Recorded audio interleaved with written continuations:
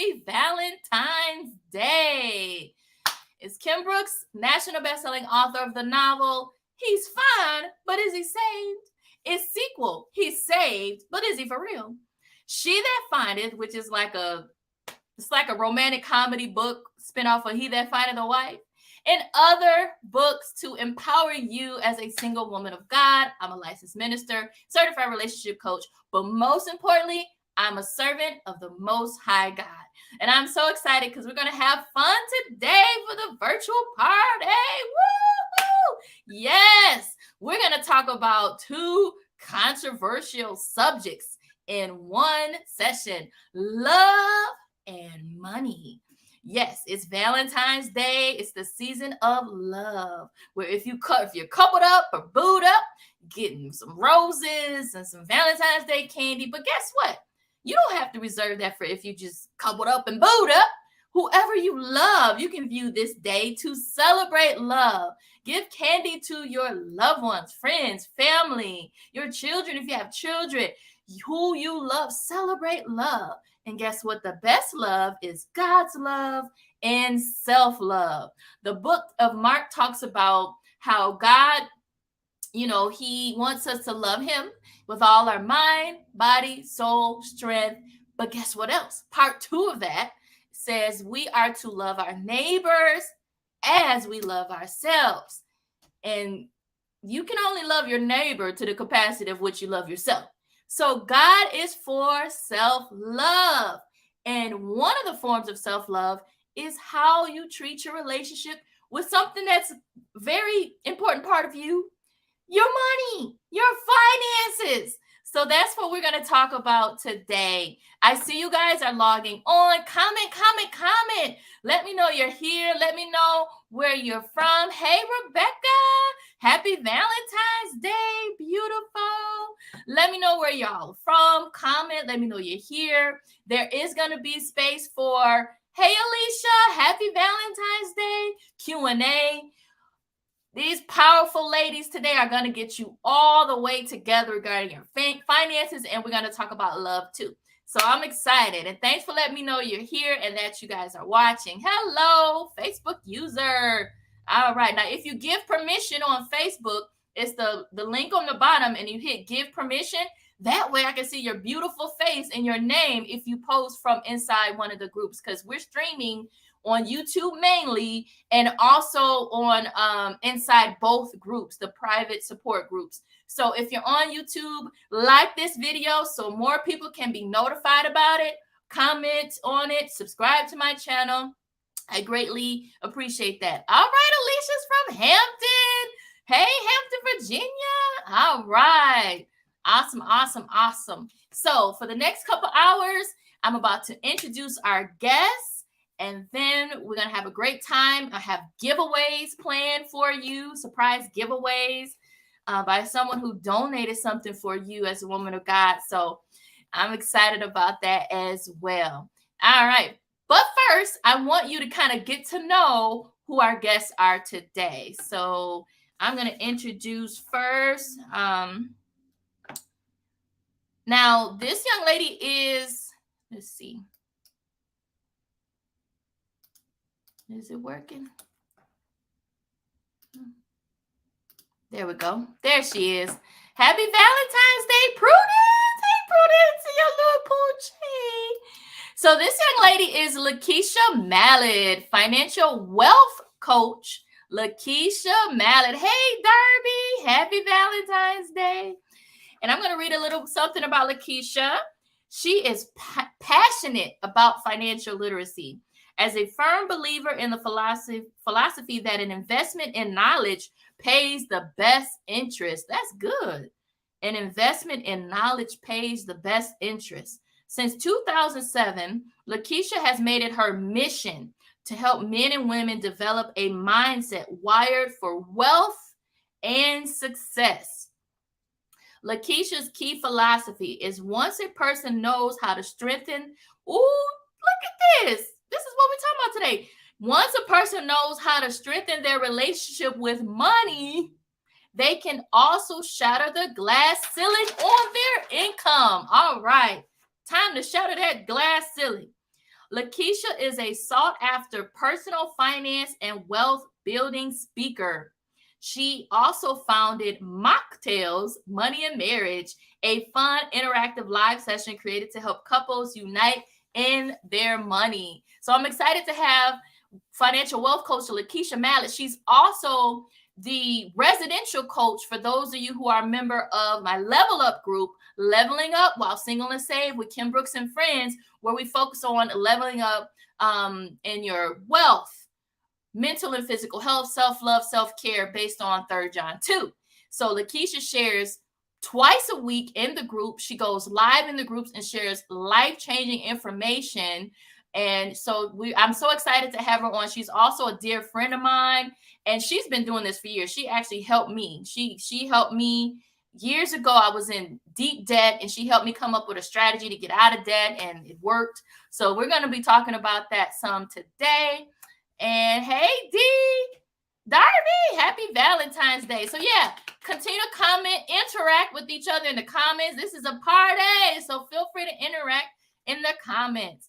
All right, so now next we're gonna have Loretta Williams. All right, Loretta Williams, a worldwide financial goal coach. She's a co-author, speaker, and founder of LP Consulting and Management, LLC. She helps women and men discover, develop, and reach their personal financial goals. She has been featured in Lady T Speaks podcast, Unscripted podcast, and the C Collective. Loretta has spoken at and facilitated numerous workshops in Canada, U.S. elementary schools, high schools, universities, institutions, and churches throughout the United States. She graduated with her MBA in 2016 from Colorado Technical University. She also received a certification for financial planning for young adults in 2017. She then went on to receive other certifications for finances. And then in addition to being an entrepreneur, she's a mom. She runs a single mom support group. And she sits on the board of an organization that supports women entrepreneurs and male advocates. All right. So I'm excited to have them both. So let's bring them on right now. I'm going to bring them both on. And let's see. I'm kind of new to this in between. Okay, there we go. And then we're going to do this way. Let's see how it goes. There we go. All right. Yay! Hi, ladies. Hey, all right. I'm excited. And thanks again for being here today for this virtual party. All right. Now, you know what? I wanted to put an image up, and you guys are going to stay there, but I want to put this image up, and I want people to share in the comments what you think about when you see the image. What emotional feelings come to mind, and what do you think of when you see this image? So I'm going to add this now, that image. So comment, y'all. Let me know when you see it, what immediately comes to mind. Like, what feelings do you have? Like, share in the comments. What feelings? Don't be afraid, because we about to break this all down today. So feel free to comment. Alicia, Prudence, D, Rebecca. What feelings do you have? Because when I saw that, I actually saw it on Canva as I was preparing for this, and I was like, that's an interesting image. So I know people are kind of like multitasking and doing different things, but if you guys are able to comment, what do you feel when you see that? What emotions do you have? You have good emotions? Or I'll even ask, okay, Loretta, what do you feel when you see that image? Honestly, I feel like she's being sneaky. I don't know why.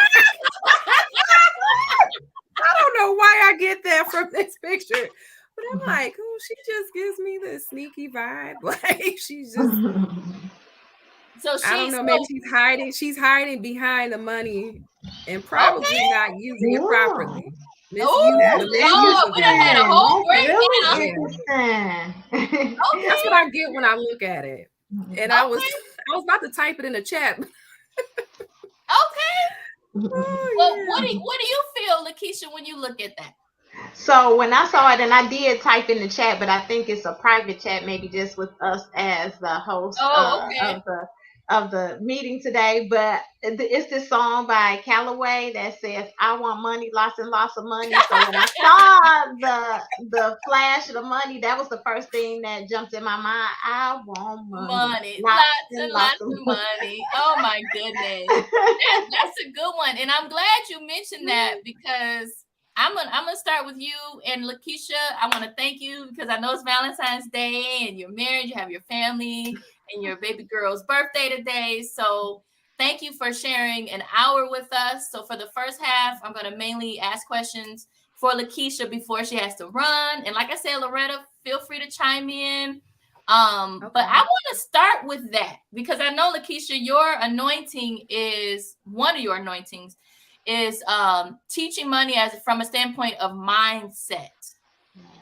So what do you think? Because I mean, some people struggle, like, you know how we've heard the scripture that says the love of money is the root of all evil. What do you like? What do you think do you think the church has taken it too far? Because the church is probably one of the most financially struggling groups out here. So do you think it's like, what do you think is do you think people internalize it wrong, or do we get that wrong, or what is it? So I'm glad you brought that up because that is one of my favorite scriptures I like to talk about when I do workshops like Loretta. I think the thing is, although the Bible says the love of money is the root of all evil, it didn't say hate money. And most people have a relationship with money. Like we're talking about love and money today in this segment. But I think about it like this. Think about someone who is an abuser or maybe in an abusive relationship. You know, domestic violence typically happens when somebody has an insatiable desire for someone else. So it's a desire that they can't crave. If I can't have you, no one else can. Typically, that's how people approach their relationship with money. They have this, I can't keep it. I'm going to spend it all because I don't know the next time I'm going to get it again. And so when you think about for the love of money, that can happen when you're rich or you're poor. We see greed happen with companies like Enron that's no longer in business, and we see it with the neighborhood drug dealer who wants to get out of his environment. So we see that greed happen or that love of money happen no matter what your economic level is. And I definitely believe that the church has gotten it twisted a little bit because in one breath we say the love of money is the root of all evil, but then in the next minute or the next sermon, you can hear the pastor saying, believe if you believe in God that the wealth of the sinner is laid up for you, then you better throw up your hands or shout hallelujah or whatever the saying might be that they give. So it's 1 minute we're expecting God to pour out the riches of the blessings of others on us, but then we think we're not supposed to have it as well. So it's an interesting dichotomy there. That's good. And I like how you mentioned, like, if you're looking at money from a standpoint, I think you mentioned two things. We look at it like a survival mode. Like, I got to have this, I need it. But it's almost like if you look at it from survival mode versus abundance mode, it's like, I think that's the more poverty mentality mindset, because it's something that's so hard to attain and you just need it to survive, and you're just working hard for it. It's not a pleasurable thing when you are looking at it from survival mode. And then the other thing you mentioned was like the drug dealers and the ones that want that quick money from the standpoint of greed. And so they're not thinking about the person that's going to be the recipient. You giving somebody drugs, that's not love, because you're contributing to your demise.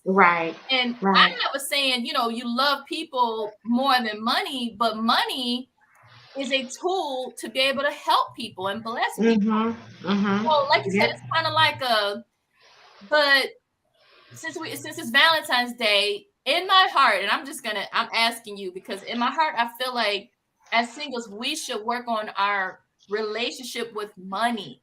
Mm-hmm. that can be a thing. Like, Yes. I've never even heard about that until this year. I think you had said it in the group. Like, we talk about relationships with people and with men and all that. But what about our relationship with money? How should we view our relationship with money? Is so that's another good question. So I like that because one, let me go back a little bit and say something about money. One, money is amoral, right? It's not good or bad. Just like a brick. Do y'all remember? Okay, for anybody who hasn't been saved all their life, you might remember this song by Jasmine Sullivan. I bust the windows off the car. So that same brick she used to bust the windows could be the same brick that you could use to build a hospital, or it could be the Ooh! same brick that is used to build, a well so that children in other countries, third world countries, can have safe drinking water. So it's not the brick that has the issue, right? It's the motive of the person who has it. And that's the Ooh! same thing that happens with our money, right? Money is amoral. Money's not good or bad. It's the motive of us when we have it. And money is really the great magnifier.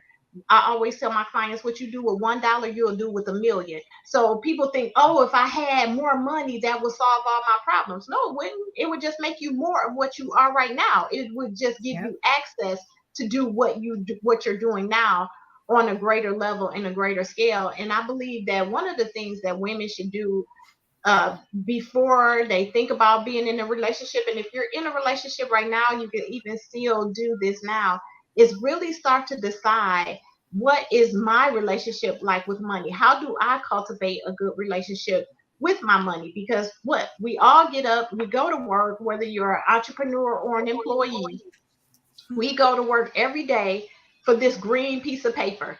Even if you're living in your passion and your purpose, you still want to be compensated for it. None of us are doing what we do every day for free, right? Because we know money makes the world go round, and so does, people. So having that good relationship with money is really critical because it builds or lays the foundation for your relationship. We know that one of the number one reasons that couples get divorced is money fights and money problems. That's So you. if Mhm. you can establish a good relationship with your finances when you're a single woman, then you know how to navigate those questions you need to have with a significant other when you start dating for the purpose of marriage, right? You can have those hard questions, you can have those soft questions, you can have questions in general that you can talk about and converse amongst each other so that you can make sure you're on the same page. Because when the Bible says be not unequally yoked with unbelievers, that doesn't just mean somebody who's saved and confessed Jesus Christ as their Lord and Savior.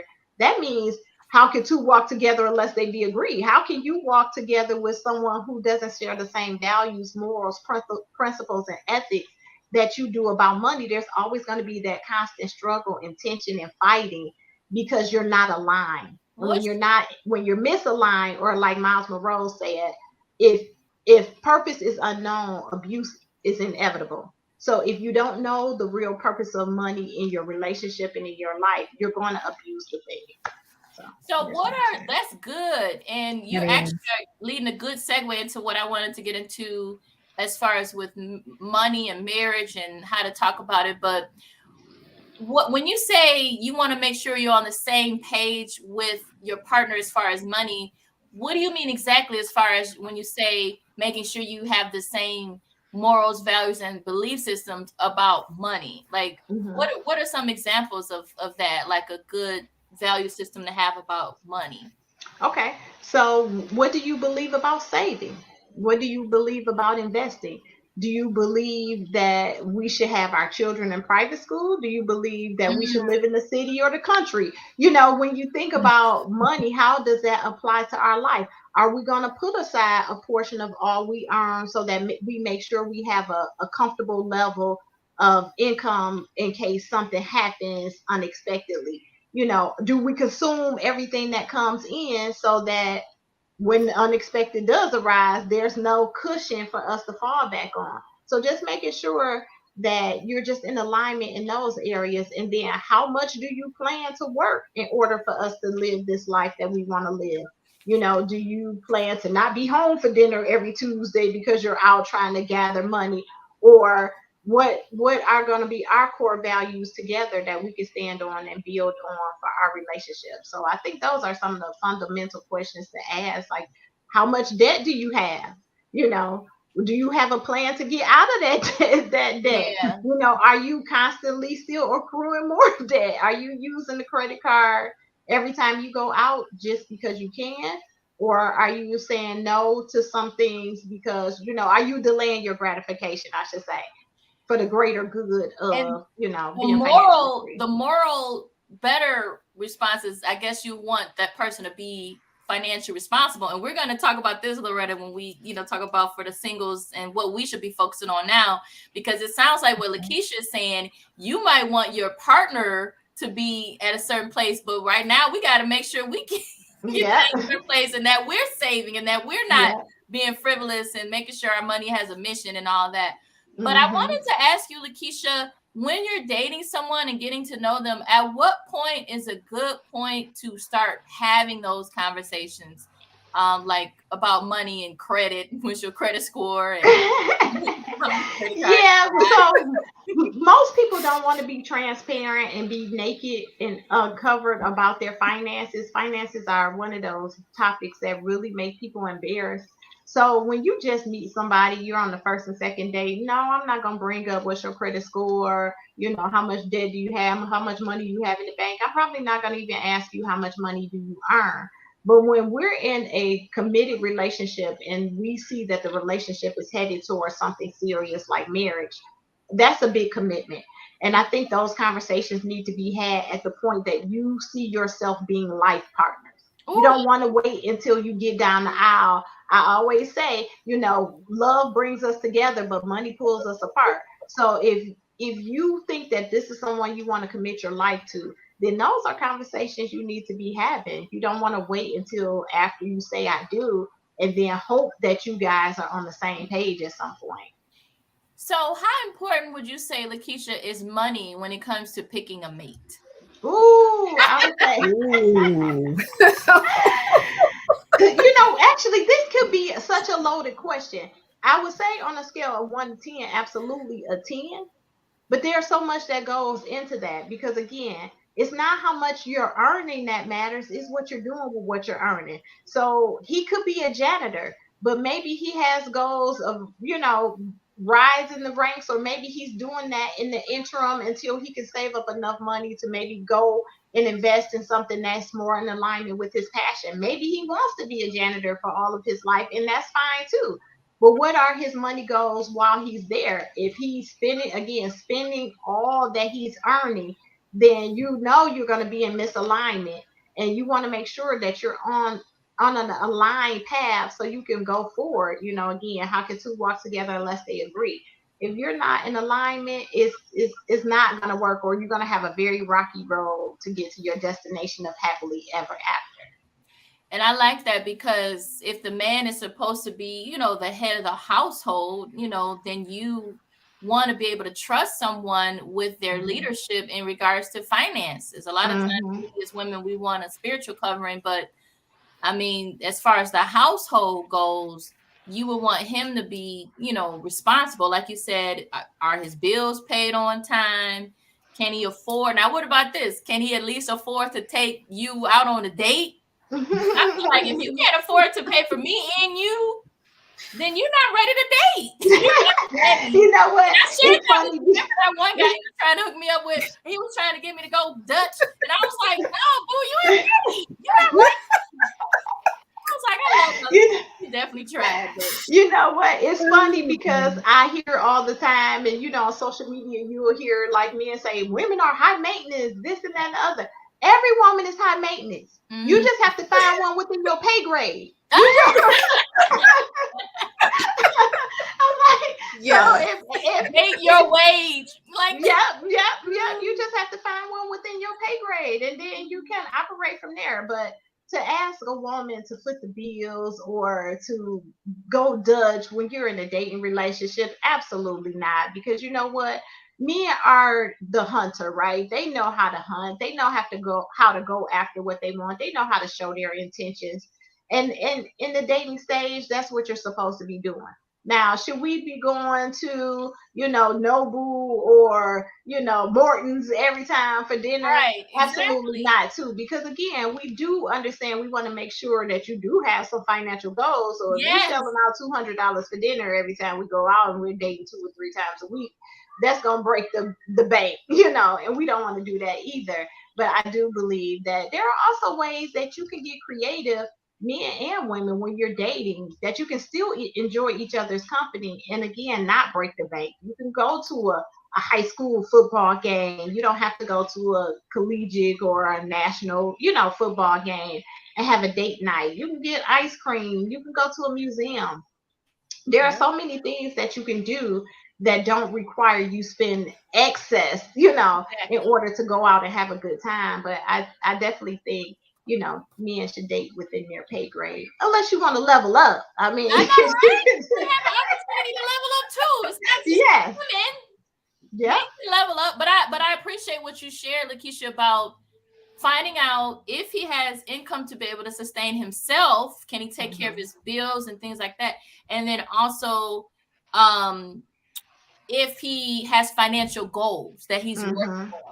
So that way, women of God, if you're dating someone and you may want to go to the 5-star restaurant every week or whatever, and then he's like, no, because I'm working on this, then you should have respect for that, because it's letting you absolutely, know that he's responsible and that he's kind of like prioritizing his goals and looking at his future, because so many of us are kind of like absolutely. on the spending side, or like to have a good time, da da da da da.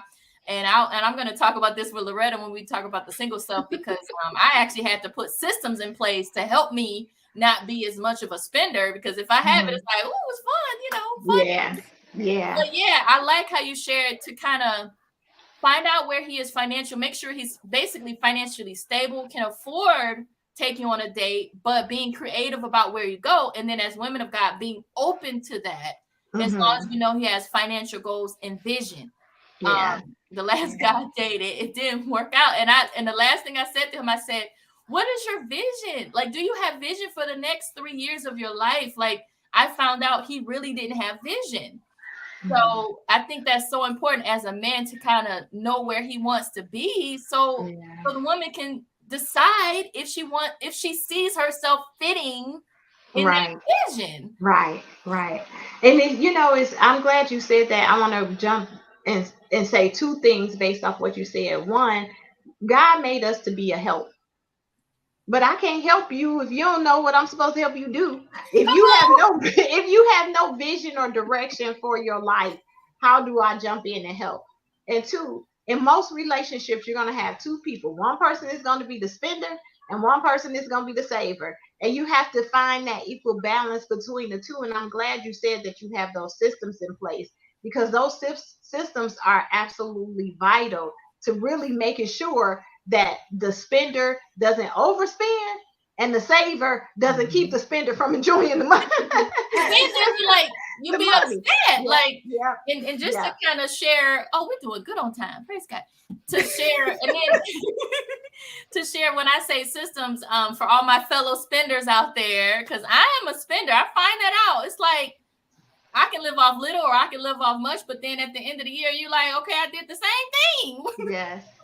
Yes. So some of the systems I have is I have things on automatic savings set up where, whether it's like once a month or once a week or whatever, it automatically gets sent over, or, part of it goes towards. And then the other thing is, like, every Friday, I make sure I pay myself a percentage that goes toward my long-term savings and also towards my debt that I'm paying off. It's like a little credit card. I think it's like $800 right now. But it's a system in place, because with credit, one thing I found out is like your debt utilization is so important. Even though I just have the one credit card, if I'm at the max, it makes my credit score go down significantly. So I want to get that down to at least, I probably get it down to a few hundred, because making payments on time still kind of shows positively in your report. But when I say system, it's kind of like, for me, it's like out of sight, out of mind. So as long as the money has an assignment before I get to it, then I'm good, and then God, you know, he gives more. So God is faithful. I had another question. You put your money on a mission.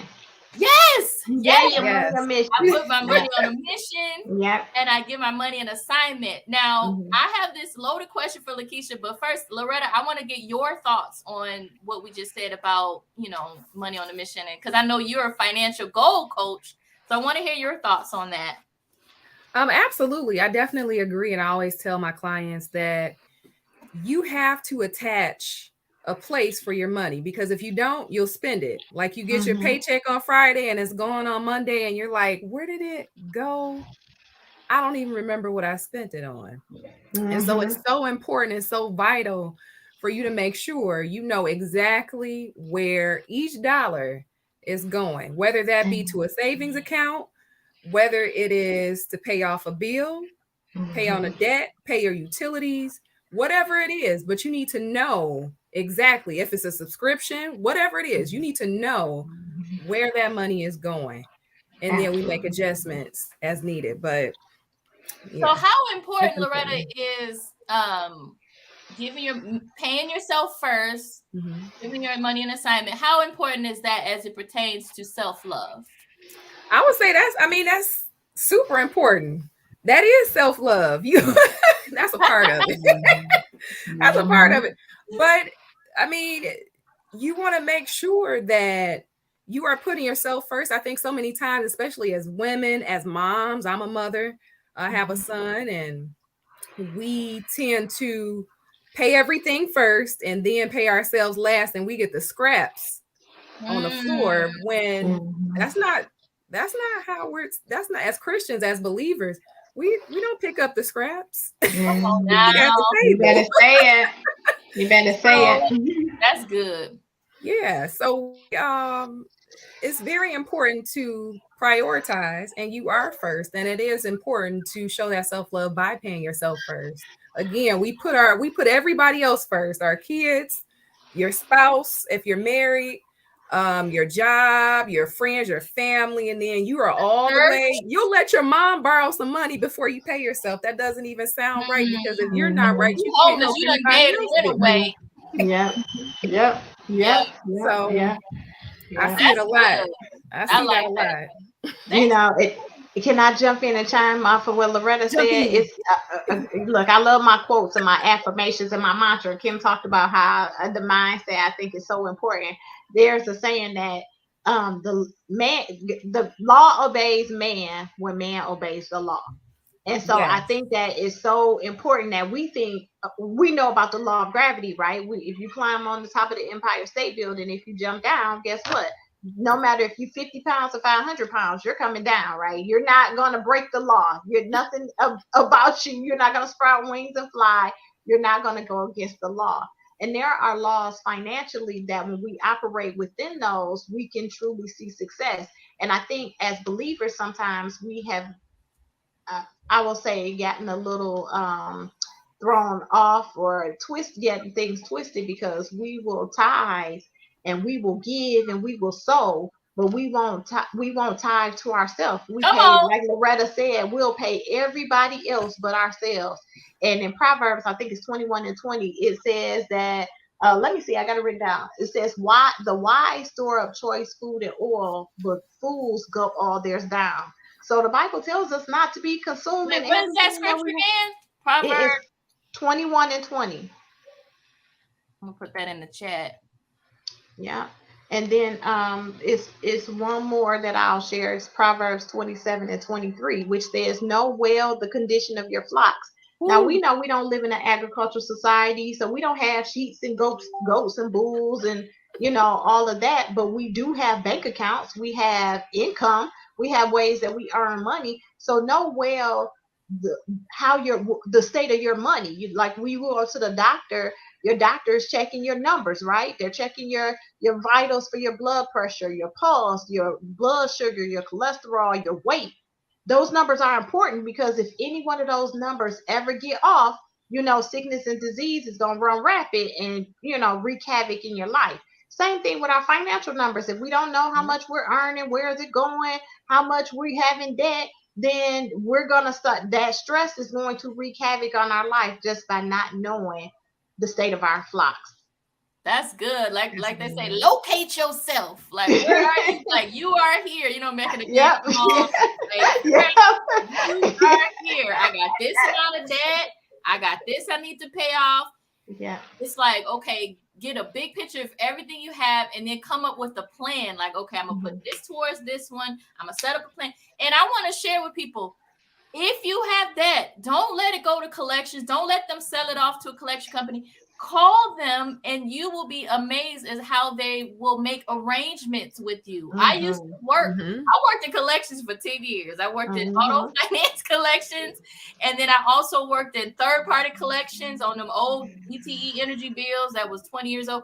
And you'd be amazed at how we would reach out to people and they would not answer the phone. And I can literally give them extensions, 2-3 months. I have the answer. So if you're a child of God, and you are a woman of God, know that you are favored. And when you call and you explain your situation, you're honest and you're polite, they will be willing to help you.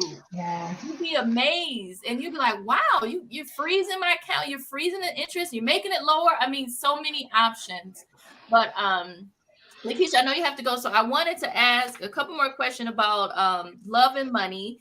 Congratulations on upcoming 12 years of, you said, when is it coming up for, is it 12 or 13? 13. Coming up when? September. September, 13 years. 13 years. Happily married. Thank you. Beautiful girls. Thank you. So I wanted to ask you, since we know statistically, they say money is the number one cause of divorce, but then when you get married, people want to get married for love. So it's kind of like, and I remember I talked to this one divorce guy years ago. I will never forget it. And he said, when you get married, it's for love. And he's like, but if you get divorced, it turns into nothing but assets and liabilities. So distraught. Thankfully, he did eventually get healed and he remarried. He's a friend out of Atlanta. But how is it that, like, how can you make the connection where money being the number one cause for divorce, but you want to get married for love? How do you connect the two in relationships? Like you said, when you talk about money, it seems like it's not a sexy thing to talk about. But no, you need to have the conversation. So how can you comfortably discuss money while still pursuing love or being in love? So I'm glad you asked that question, because love is the thing, the great catalyst that brings all people together. And money, most times, 90% of the time, probably is the greatest catalyst to their downfall and tearing people apart. And I think having those conversations early in your relationship as it's progressing towards something long term, one, is important, but just monitoring the habits of the person that you're with. Most people think that if you're married, you have to have all of your accounts together. You have to do everything together. You absolutely do not. That was my next question. So how do you advise, as a happily married woman over 12 years, how do you advise married couples? Because we here in the church, the two become one, and a lot of people assume that means one bank account. Right. So, like, how do you advise a married couple, handle their accounts and finances? So I would say, one, if you know you're married to a saver or you're married to a spender, whichever one you are, have a joint account that is for everyday necessities and bills and things for life, things we need to live. Then we can have a separate account for, if you want to go, a percentage we'll put in there for your fund or your blow money, spending money, whatever term that you want to give it. Then if it's in there, spend it. I won't question you have any issues, but you can't take it out of our main account, because this is what we need to live. So you can have that. My husband and I, if he wants to surprise me with something, he know for sure I watch the account like a hawk. So you can't come pulling it out the bank. He's gonna be like, what's this purchase from? Wait a minute. You know, figure out your my husband is good for surprising with large gifts. Like, he'll show up like, oh, I bought you a new car. What now? But he has an account where he can do that. So if he's putting money away so that he knows, okay, I'm gonna go put a down payment, I'll have to pay it off in 2 years, whatever, he can go and do that, because I know he knows if I see him take a large amount of money, I'm like, what you doing that for? Where did that go? What did, you know? So you can, it's absolutely okay to have one account that you share for everything that pertains to your life, and then a percentage of what you all earn or what you have in excess you put into separate accounts for you guys to enjoy. Maybe you want to surprise your husband and take, or boyfriend, or dating partner, and surprise them and take them to a concert. You have extra dollars that you can do that. You can use that from your fund, right? Your fund. I like So you, that. I like the word fun. I'm gonna be like, that'll be my fun account. yep, your fun funds, So if I'm getting it right, your joint account, once married, your joint account covers household expenses. Like right now, even while single, I have an account called household expenses. So it's like your car note, your home, all the main things. And then you're saying it's okay to have also couples. You can have, the wife can have her own account and the husband have his own account. So you both agree, and I want to stress this, on the percentage of your income that goes into the household account and the percentage that goes into the other account.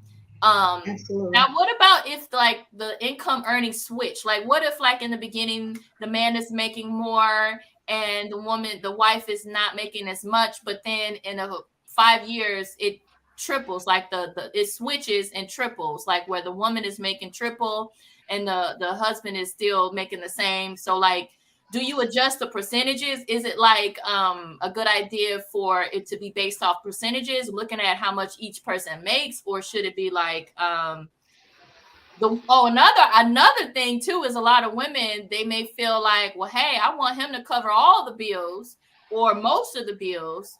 So what do you think would be a good medium for that?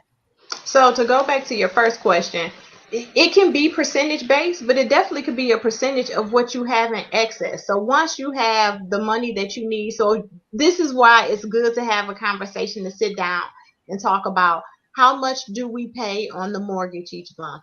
How much are utilities and our expenses? How much do we pay for the car note and cell phones? How much do we have going out toward the kids' education? How much do we have going out, and so in some of those various expense categories, so you'll know what needs to go into that main pot. Then outside of that, you can do a percentage base. Okay, based on that, 20% of our excess we're gonna blow. You get 10%, I get 10%.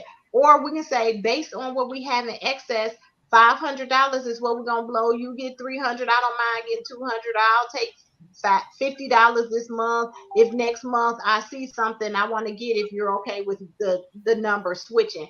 And so it's just about having those conversations with your spouse. It doesn't have to be cookie cutter, but just use the framework as a guide to kind of help you get to your natural or your neutral place together. So you don't have to say, well, you made more money, so I think I should get 20% because you made less, and you get a little more because you made more. Just find what that even number is for you. And then in the beginning stages, before we did do the separate account, my husband and I just had a number that we were okay with. If you went to the store and you spent $100, I was okay with that. Or if I went to the store and I spent $75, we didn't have to ask. But if you're gonna buy something that's $250, $500, we need to discuss that before you make that purchase. Yeah, I heard about that, where it's like you have an amount that if you spend, like if it's under 100, then it's like you're not even going to discuss it. But if soon as it's like a withdrawal, like you said, 200, 500, then it's like, well, now from what you're sharing, Lakeisha, it's like kind of from a standpoint of assuming two people have two incomes coming in. What are your thoughts, especially for women of God, where we hear things like the husband ideally should be the protector, provider? What are your thoughts on that? Like, should she just not work, or does it depend on the two people and what they agree on? Like, because I don't think there's any wrong way or right way to look at it, but like, what are your thoughts on that? Well, I know the number one thing that women want, and women, you can chime in, ladies, we want security, right? So we want to be secure. We want the foundation to be secure. We want the love to be secure. We want that money to be secure. So again, it doesn't have to be a cookie cutter way that everybody does it, but if the husband and wife chooses that the wife does not work, then they both have to be in agreement. One, that she's a woman, and every month she gonna have a monthly cycle. So unless she's doing something to not have that, you can't be in a relationship where you can't go to the store and get your sanitary napkins and things like that if you if you need it. So there still has to be an allotment for that woman who is taking care of the house. Because if you put That's true. pencil That's to paper and you thought about all the things that a stay-at-home Yeah. mother or stay-at-home wife does to keep a household running, she's the CEO of a corporation. So you can't say she's operating as the CEO, but you can't have $2 to do the things that you need to do. You both have to be realistic about what that number is. And I'm glad you mentioned that, because a lot of times people look at, like, if they're a stay-at-home mom, like I have, my friend that's a stay-at-home mom, she's homeschools and she's been doing that since they got married. That was their agreement before they got married. They had to sit down and they talked about, what do you want your day-to-day to look like? He wanted to come home to a good meal, clean house. She wanted to be a stay-at-home mom. And so that's what they agreed to. But a lot of times people don't realize that is a job, running a household, cooking, cleaning, making sure the kids are good, being with them all day. I mean, that is a job. And the other thing I want you to mention too is, if you have a situation, oh my goodness, for the men watching this, because I know they be watching, they don't say it, but they We love y'all too. Hey. hey y'all, what they say, lurkers, hey lurkers. But like, Y'all better wave 2 times, okay? if they're both working, the husband and the wife, you're both working, you're out, you're like stumping the grounds, you coming home, both y'all gonna be tired. So you can't make it seem like now she gotta work, she gotta cook, clean, take care of the kids, and be freaking the bed or whatever. Superwoman in the bedroom. Superwoman in the bedroom, superwoman with the kids, superwoman with everything, and his assistant and all that. If two people are working, then there has to be like some discussions on who's going to handle what to run the household, because now you have a more equal dynamic. You don't have she's staying at home and you provide. So it's like there's two different, what would you say to that? Like, would you agree that there's two different dynamics? Husband, wife working versus wife being stay at home? Absolutely two different dynamics. And I think we have sometimes looked at maybe the life of celebrities. Maybe we looked at the life that our grandparents had. And, my grandma, she used to cook 3 meals a day and she had all the clothes washed and no, there wasn't a dirty dish in the house. And when my grandfather came home, he could kick his feet up. Yeah, but she also didn't have a demanding job. Right. She also didn't, a demanding job outside the Exactly. home. That part. She didn't have the pressure of deadlines that come with working outside of the home. So that is a different level of stress and a different dynamic that has been brought into the household that has to be taken into account. A woman can't be all of those things outside of the home and everything she needs to be in the home at the same time. You can have everything, but you can't have it all at once. So, you have to, again, have those questions. Well, can I hire someone who can come in 2 days a week? Do we set aside a portion of our income to maybe have someone meal prep for us? Can we hire a private chef? Can we do Hello Fresh? Can we do DoorDash? Whatever. Can we have something set in place where at least 2 days out the week, I don't have to spend my mind power and my thought on what we're going to eat? We can come in, we can warm it up, we can throw it in the oven, we can have a nice dinner, we can sit down and talk about our day. But those are questions that again you should have early on in your relationship when it's progressing toward marriage, so that you're not caught off guard with those unrealistic expectations, because I do think those expectations are unreal. I think it's unreal and unrealistic to expect so much of one person. I even do that with my kids. When one person asks something and I'm cooking dinner, I'm like, Mom has 2 hands. Okay. I'm not sprouting anymore. So you're going to have to wait until I'm here and then I can move over there. But I can't drop what I'm doing here and burn the dinner to come tie your shoe. Yep. That is good. That's good. And I like how you talked about setting expectations up front, because I know I haven't been married before, but it just seems like from my years of being in the industry and talking to married people and just observing, it seems like a lot of the problems happen in marriage when there are unmet, unspoken expectations. I expected her to be this way. She didn't know you expected her to be that way. She doesn't agree with her being that way. You expected him to be this way. He's not this way. He's not. He may not be the protector, provider person. He may want to be the more equal half and half. Talk about it up front before you get married, before you go to premarital counseling. You got the engagement. That's the other thing. We think we're doing something because we're going to premarital counseling after we put the ring on and said yes to an engagement. No, you want to go to counseling to see if you should proceed to get engaged. Ooh, that's a good word. That's a word. Now that's absolutely. Before you get engaged, have premarital counseling, and that'll be the precursor to the engagement if you see you're on the same page. Yes. If you're not, you can say, I love you, you're my brother in Christ. It's been a great time. I will always love you like Whitney Houston, but we're on the same page. I'm going to share a couple things that, just personal things about how me and my husband had to have some intimate discussions before we moved forward. We're a blended family. My husband was married before, him and I got together, and he has 2 adult children. Now they're adults, but they were teenagers when we got married.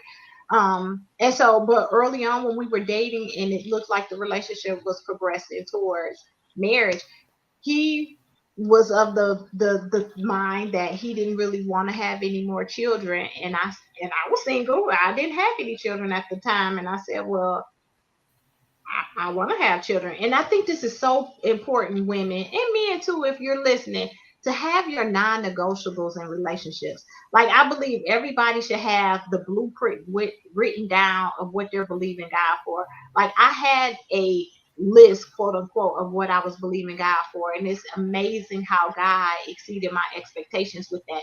But I knew what I was looking for, and so we had to have that conversation. If you do not want to have more children, I would like to have more children. I want to be a mom to more than just your kids, and I will love them and be that too. But I had to be okay with, if he was firm with that decision, that I could walk away. And he had to be okay knowing that I wanted it. And if he didn't want that, he would have to walk away. And we had the conversation, and he said, okay, that he would be open to it. He wasn't in the past, but now he was open to it. And now we have 3 beautiful children together. Beautiful. But also we had to have conversations about money, because when my husband and I started getting close, like we were going to get married, I had just paid off my last debt. I was totally and completely debt free. So I wanted to know if we were going to be equally up. Hey, let's run to this financial class over here so I can see where your mind is about money. Because love that. If we're not on the same page, again, I would have had to be comfortable with walking away from that situation. And I think most times we do ourselves a disservice when we get so focused on just the relationship as a whole, and just the relationship itself and not the relationship as a whole. Just thinking about all the pieces in their entirety and how that is going to affect your life long term. It's one of the biggest decisions we will ever make in our life, and we shouldn't take it lightly. Yeah, and I appreciate you sharing that. I really do, because my stories. We've been friends a while, and the last relationship that I had to end was because of that. They weren't open. Well, it was some other things too, but they weren't open to having a child. I mean, I was even willing to compromise and just say the natural way. I'm not going to do eventual. If we, if we haven't getting married and doing it, then the baby comes. Thank you, Jesus. But he initially said he was open, and then a couple months down the line, he changed his mind. He said he for 3 days he thought about it, and he was just like, no, I can't do it. And so we kind of tried to continue, but it ended up not working out. And I think overall that's probably why it didn't work out. It was like little issues started coming up, but I think overall it was because he knew that I was still open to having a child and he wasn't, because he had 2 daughters of his own. And that is so important because he kept looking at it like, I believe the financial aspect of it, because he said, you know, he sacrificed so much for his daughters that he didn't see himself at the age he was now doing that all over. Whereas before he thought he could, you know, he was probably being a little more accommodating. But then when he thought about it and took a few days, he was like, no. And so it's so important. And I'm glad you mentioned that, Lakeisha, that you're on the same page now. Now, my mistake is that, you know me, I'll be all lean with my heart. I'm all in. So when we broke up, I'm crying. Lakeisha, it didn't work out. Lakeisha, she like, come on now, Kim.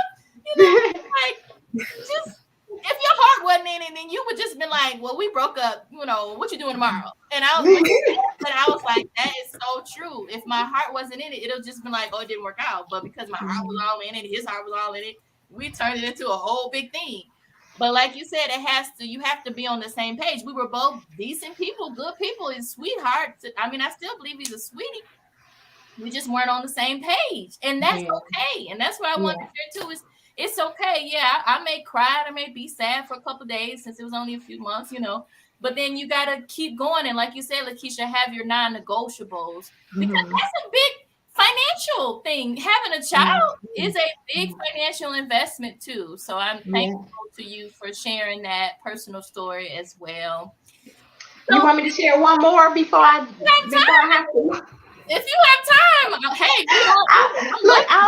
I'll share more and just one more thing. Oh, and don't forget, I gotta remind me to do the homework too before you. Oh yes, okay, story and the homework. Yeah, so one thing I just wanted to share with the ladies, again, another transparent moment. We as women, especially women in the church, we have been conditioned to believe in the thought process of the one. And is there one person for you? I think there is at different aspects and time frames in your life. I think we all have come across the one at certain seasons, and maybe we weren't mentally ready. Maybe, you know, there were other dynamics that came into play that we didn't see the relationship for what it was at the time. But I also believe one of the ways to keep your heart from being in it, and I tell this to my friend all the time, is to rotational date. Oh, yeah. And I know that is one of the things the church doesn't stress or talk about often, but I think it's one of the best ways to keep your heart to guard your heart, right? The Bible says guard your heart with all diligence. And I think one of the best ways to guard your heart is to rotational date. If I'm going out and we're enjoying each other's company, seeing if the relationship is going to progress, then guess what? We might go on 1 day, we might go on 2 days, we might go on 5 days and decide, but my heart is not in it, because you're not the only one I was investing my time into. Yes. Yeah. Now, if you do, and that was something that was happening with my husband and I, because when I was single, I was dating people, and I thought, ooh, this was gonna be, we were gonna walk down the aisle, and then I come to find out he dated 3 other people and hitting on my friend. You know, so I had come to the conclusion, like, I don't want to be doing this anymore. Let me start to interview and go out with multiple people. And so when my husband decided that, hey, I thought we were in a committed relationship, he found out because I was leaving him going on a date with someone else. And I wasn't sexually active with any of the people. Exactly. So that's the key. You're not sleeping out with 50 people and dating 50 people. No. Yeah, just two different things. Data.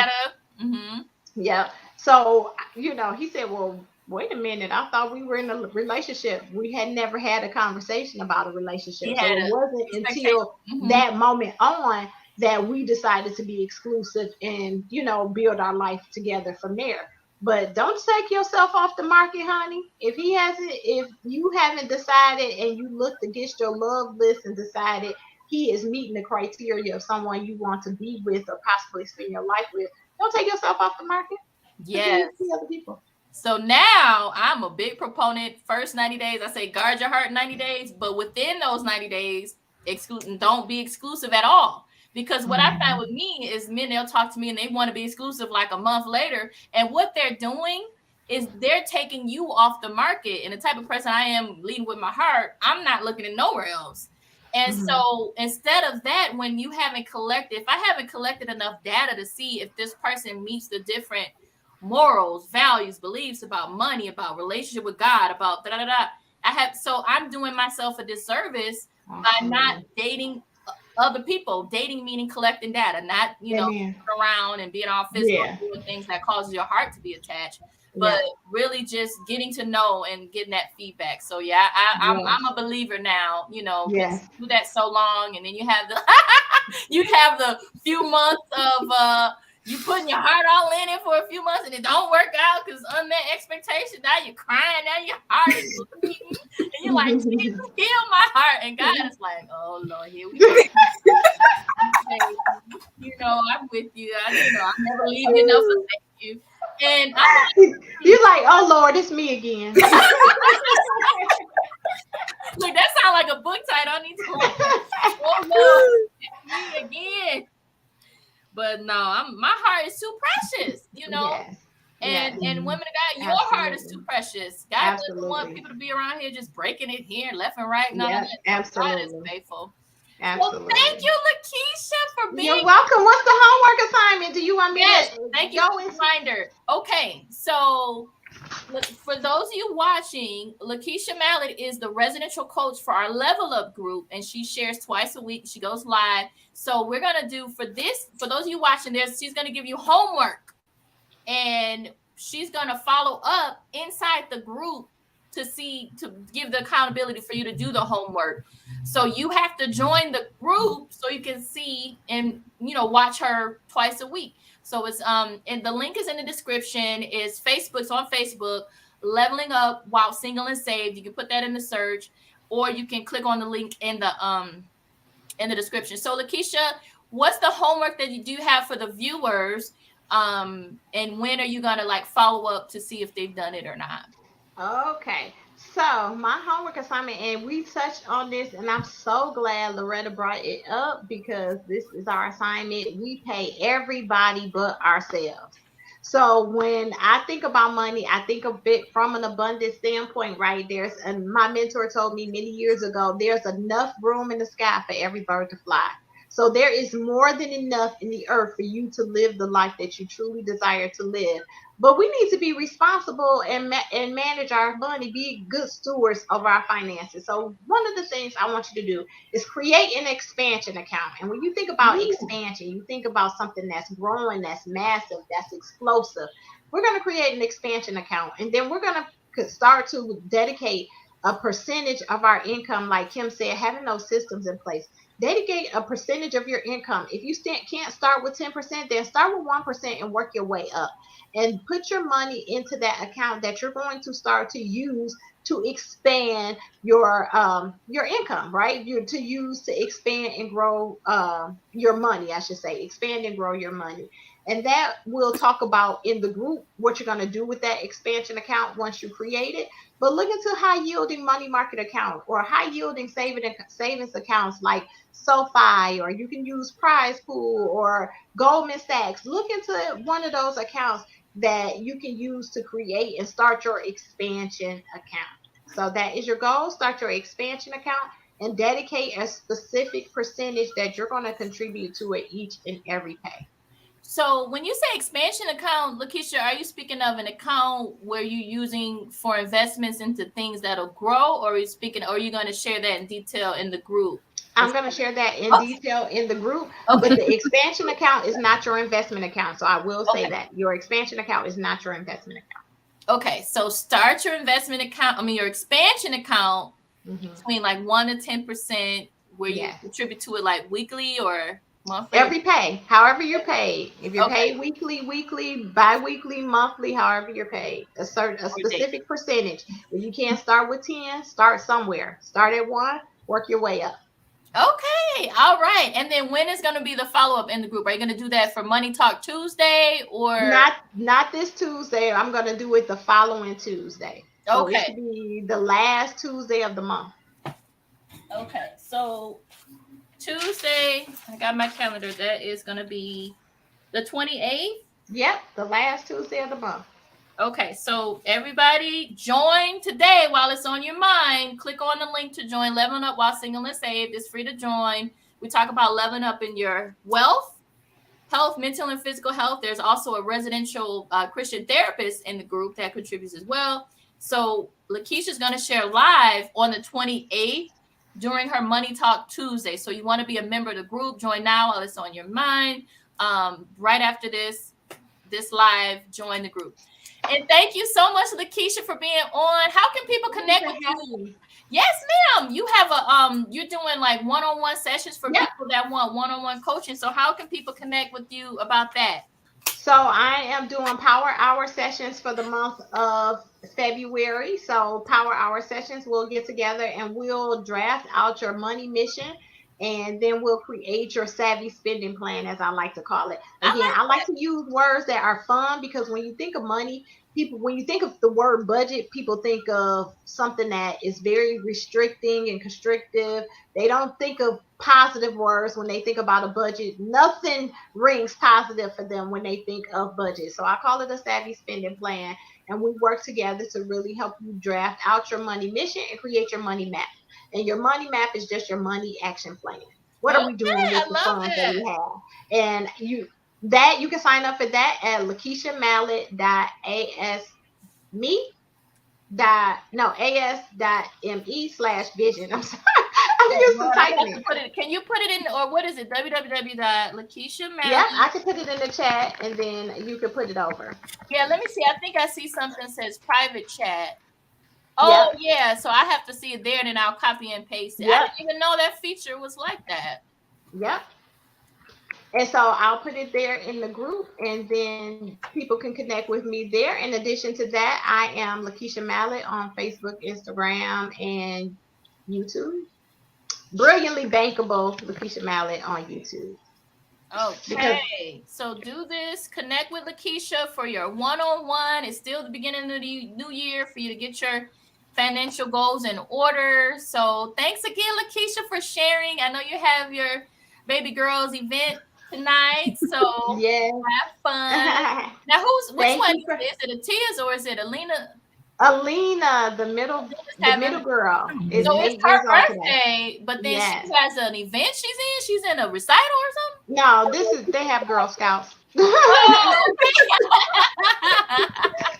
have Girl Scouts, so I have to take them to Girl Scouts. And I love that. That's such a great intro to entrepreneurship for little girls. Yes, they sell their Girl Scout cookies, and they do all the stuff they need to do to learn how to manage money. That's good. Learn how to manage money and to be good at sales, because I think, especially as women, we shy away from sales. But sales is, the salespeople are the last people to be cut from an organization. So it's like, if you have the skill set that you can sell, then you will always be employable. And sales is service, because you're doing a service to the people by presenting your product that you want to help. If you believe in it, that's going to help them, then it is a form of service. And I don't think, I know in the Jewish community, that's literally how they view it. They view sales as a service unto the Lord.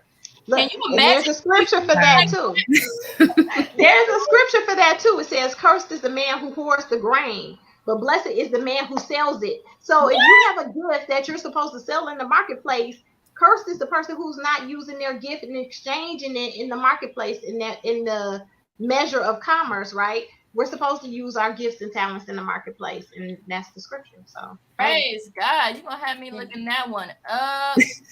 I'm like, wait a minute. Oh, there it go. Proverbs 11:26. I'm gonna put in the chat. That's good. And it's all about mindset, Proverbs 11:26. So thank you so much. Thank you, ladies. It was so nice meeting you, Loretta. I look forward to meeting you too. More.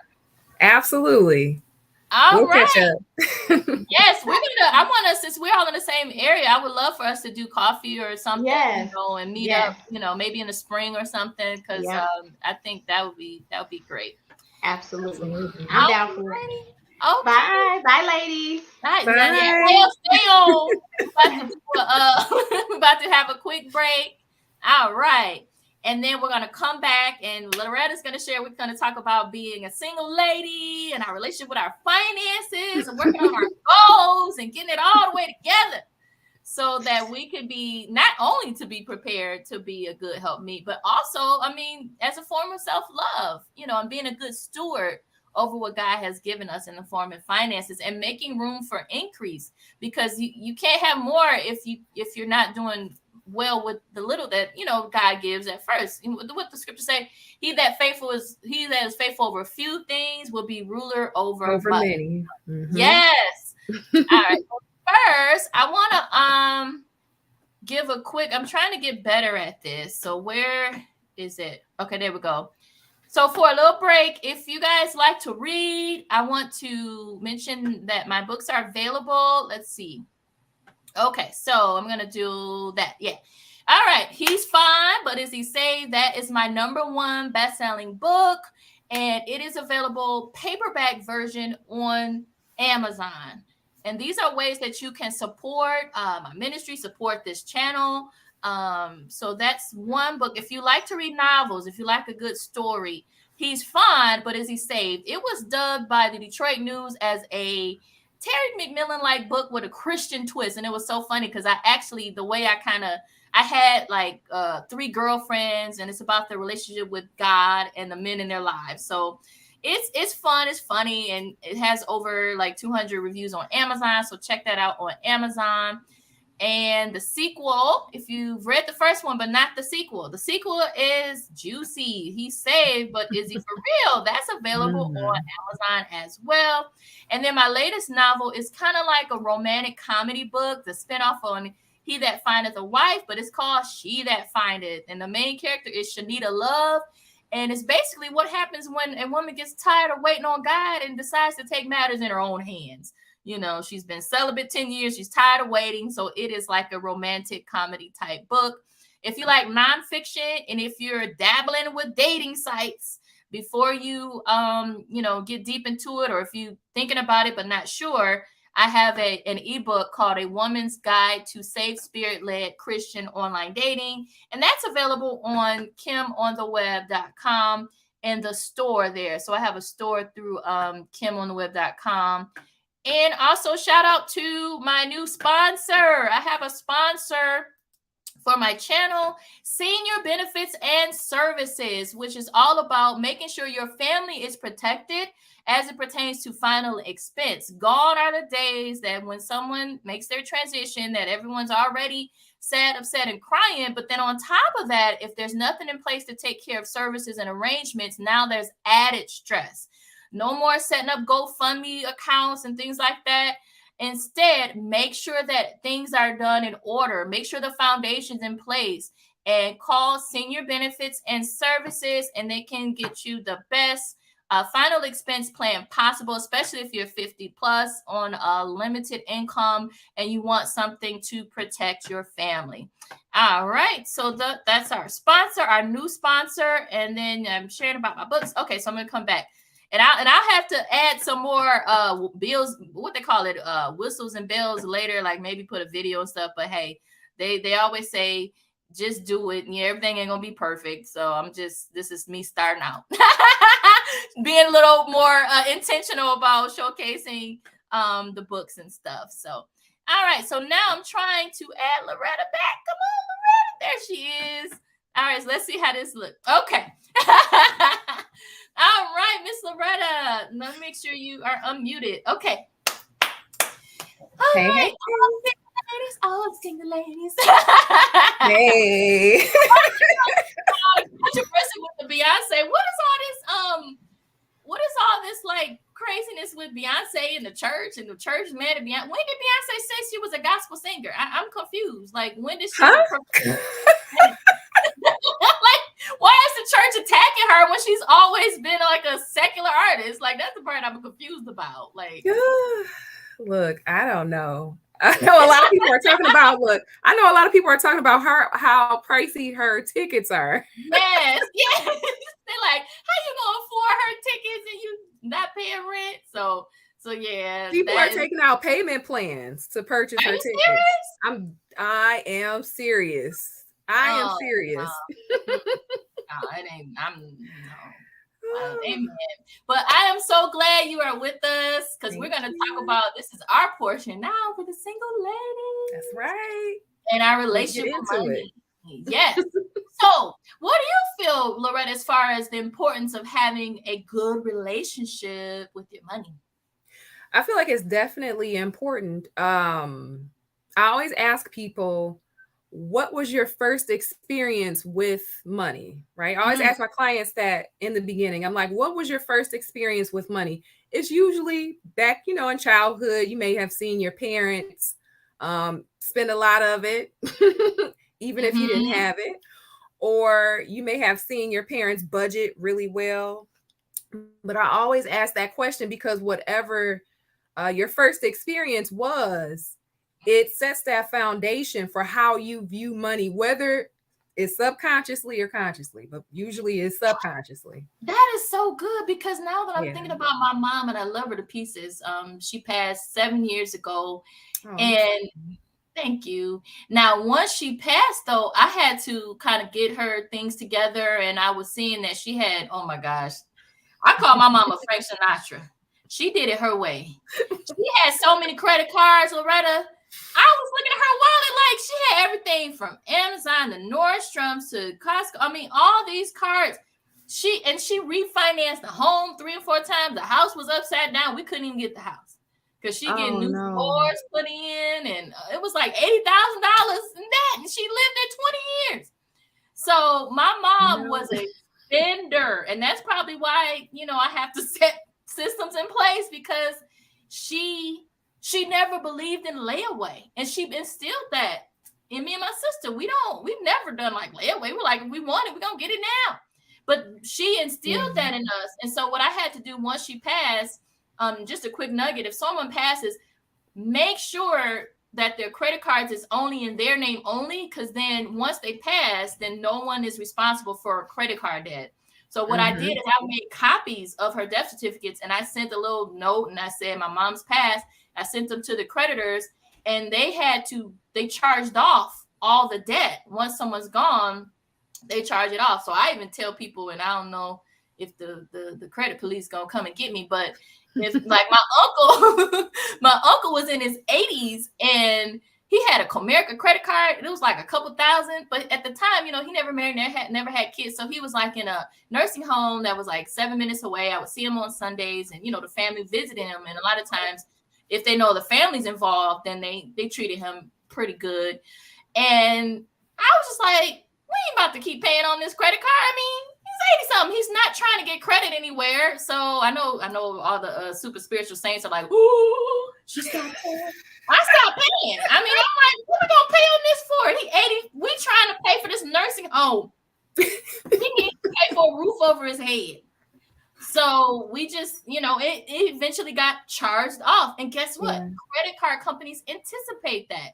They anticipate people gonna pass. They anticipate, different things. So that's just, I mean, I'm not a financial advisor. I'm just sharing my experience. But as far as being single and your relationship with money, like you said, and I know we kind of touched on some things, I want to ask you, Loretta, to kind of expound on. Absolutely. As far as we hear so much about the importance of getting out of debt, especially from the church, where, people are running around excited because they got out of debt.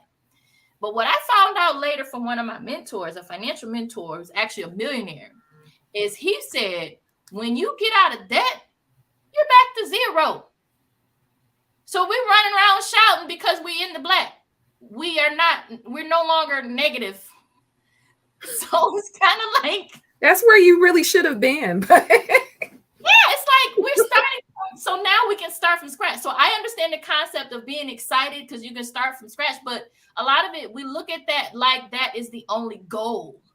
And we take away the building wealth part. So now we're out of debt. Now what?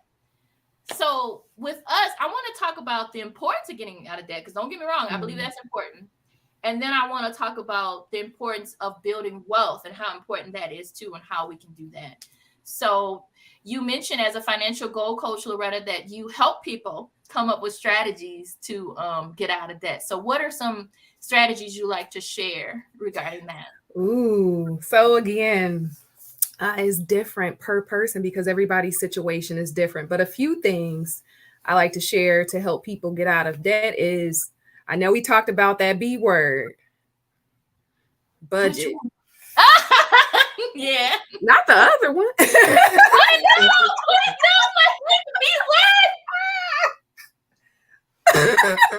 Budget. Ooh. That bad word. That's a bad word. I'm like, which one you talking about? That's a bad word. Budget. I know a lot of people don't like to use that word, budget, but it is very important. And I look at it as like a credit, not a credit card, a report card. And it shows you the things, the areas that you need to work in, and it shows you what you're doing good at, right? Okay. That's all a budget is. A budget is just like a report card on how you're handling your finances. Okay. And we all need it. And so I always talk about that first. Well, where's your money going? Let's look at where that money is going. Once we determine where the money is going, then we make some adjustments. I mean, just by doing that, I've found $300, $500, $600 that they had that they were allocating towards things that they didn't forget about or did not need. I've had people overspend by having paying for 2 health insurances, or 2 dental plans, or 2 vision plans, or yeah. And so going through your expenses, doing that budget is vital, because just within that, you can find money in that to pay off your debt. Yeah. So it is very important to do that B word, that budget. It's very important. Okay, so you're saying like a lot of times we can find money by going through, like taking a month, like saying January 1st through January 31st, printing out our statement. You know, I do a lot of things online, and then seeing each and every item and seeing where you're overspending. Now, I'm not receiving, sponsorship or anything from this particular bank, but I like Huntington because it actually. I have now, a lot of banks can do this. They can have it where you set up on text alert. If you spend, like I have it with every time I spend money, I get a text. If it's over a certain amount, they message me and they say, is this you? Because they know my habits. They know how much I normally spend. And they say you have a subscription payment coming up. And they kind of let me know, because with these subscriptions, oh my goodness, it's so easy to just subscribe or not even know you're subscribing to something. You might be thinking you're just in the trial period and you forget about it. And then you got a payment coming up. And so it does a good job of letting me know about subscriptions. Every month it tells me how much I spend. And you can set up a B word for like each item. And then for each item, it'll say like, okay, for insurance, she normally pays this much. For car note, she normally pays this much. And you set it up. And then it says you've met or I think I even have a grocery budget. And it'll say you're getting close to your grocery budget, or say you're overspending your restaurant budget by $20. So it's like, instead of it being a shocker, it's like, okay, I need to calm down then. I need to cook more, So I think that's important. And I'm glad that you help people come up with that budget. Now, what do you think about the debt snowball? Do you like that as a strategy? Because I like it. I like it so much. I'm going to show you exactly how much I like it. Let me see if I can pull it up really quick. I have it. It's in here somewhere. Maybe not in this one per se, but I have a debt snowball worksheet. Here it is. What? I don't know if you can see it, but it's a debt snowball worksheet. Now, is that your notebook, Loretta? This is my journal and planner. So it's a financial journal and planner, and it has different worksheets in here for you. I do feel like that definitely works. I always tell people, when you're trying to pay down debt, depending on the type of person you are and what makes you feel like you're winning, right, will determine how you should pay your debt down and what you should pay first. Some people like to start with the smaller amounts because you can pay it off quicker. And it makes you feel good when you accomplish paying that debt off, right? And it motivates you to pay off the rest of it, honestly. That's what I like. Or you can do the one with the high interest rate, right? That's for the analytical people, I think. Well, like the analytical people like the high interest, but people like me, the artistic kind, we want to win. We want a victory. It's like, oh, I done did something right. I will say I do prefer the smaller amounts. I think most people would say that they prefer paying the smaller amounts, just because it makes you feel good. It's a feel good moment once you've paid it off. But at the same token, if you look at the interest rate and you have an extremely high interest rate, you could, if you're waiting, you could be paying on that debt 3 or 4 times. Do you want to pay that much out, or do you just want to go ahead and get it done? So again, it really all depends. Some people like the highest number first. Very few people like the highest first. Most people like that smaller So debt for first. people that may not be like, can you explain kind of like what the debt snowball means? I think it was initially adopted by Dave Ramsey with his book, The Total Money Makeover. Can you kind of give a brief overview of how that works, since you do have it in your workbook, which is awesome? Absolutely. So what you do is you write down that debt. Again, I'm just reading from my workbook, from my journal plan. You put your debt in there, and then you put the amount owed. You pay the minimum payment, and then you pay extra on that. Okay. And so that is, like, honestly, that's what I tell most of my clients to do. You pay the minimum. I'm not going to ever say don't pay the minimum, but I'm always going to tell you to put extra on it. And that's why going through that budget, that B word, is so important, because you find extra money in your budget that you were dishing out on subscriptions, on eyebrows, on hair, on nails, on a bunch of other stuff that you can not permanently, but temporarily put on pause. Take that $300, $350 for your hair and nails. Get press-ons. Press-ons, they're cute, and they only be like $10 instead of, because I do both. I'll do the salon, but lately I like press-ons because it's, I love press-ons. I have a box of press-ons in my room. Okay. But and that's one thing too I wanted to say, is I know we talk about different ways to save money. We always tell you, hey, these are some things you can do to save money. Buy generic. Take a lunch to work instead of buying lunch, spending $10 or $20 on lunch. Do X, Y, and Z. And we do those things, but then we don't take that money that we saved and actually put it towards the debt. That's the whole purpose. And I think that helps to have, I'm the kind of person, Loretta, where I have to be a little more intentional, because otherwise that money gonna spend on something else.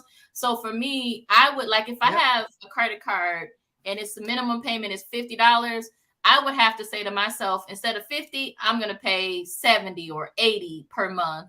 And then, of course, with the debt snowball, you pay off that first card. And then once that's paid off, then you take the money you were paying on that first one anyway, and you put it on the second one, and you pay at least the minimum on the second one. So now you're building a momentum. You're paying off that second one quicker because you're making bigger payments. And then once that second one, if you have a third, you take all that money you was paying on the second one, put it on the third one, pay the minimum and the extra money. So I like the concept of finding that extra money to pay it. But for me, I have to literally be like, either I have to do an amount or a percentage. So like I get paid in a different kind of way. It's like, yes, it's a little different with what I do, it's mainly entrepreneurial. So it's kind of like I do percentages, like, okay, this week I'm going to do a percentage of what I made, because it varies. And I'll have to stick to that percentage, and I'll say, okay, half of this is going to go to my long-term savings, and then the other half is going to go towards debt.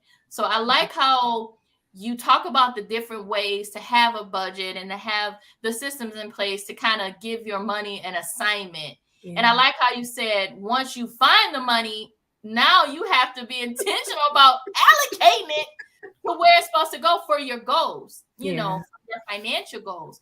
Let me ask you this. Is it possible to work on getting out of debt and building wealth at the same time? Yes, absolutely. Absolutely. You can, I would say this, you can do safe investing, right? If you want building wealth, it looks different. There are a lot of different ways to build wealth. You can do that through purchasing life insurance policies and utilizing your life insurance policies as a bank. Yes. You can, I mean, do a lot of different things. You can invest into CDs, you can invest into stocks, even though that's kind of rocky right now. So there are a lot of different things you can do. I just say this, while you're getting out of debt and while you're trying to build wealth at the same time, make sure that that money that you're using to build wealth is money that you don't plan on ever seeing again. You're okay with not seeing it again. So for example, I invest in real estate and I'm completely hands off, and I invest thousands of dollars into real estate. I'm okay with not seeing this $5,000 again. I'm okay with not seeing this $10,000, $2,000, $1,000 again. Okay. So you have to make sure that you position yourself in order to do that, and you can save to get there where you feel comfortable utilizing that money to build that wealth. So 2 questions. The first one, real estate. Absolutely. Are you speaking of like digital? Because I was considering investing in like digital real estate. I don't know if you heard of the digital real estate platforms, or is it like regular real estate, like brick and mortar, whether it's, you know, regular real estate? Like, is that what you're speaking of, the digital or the regular?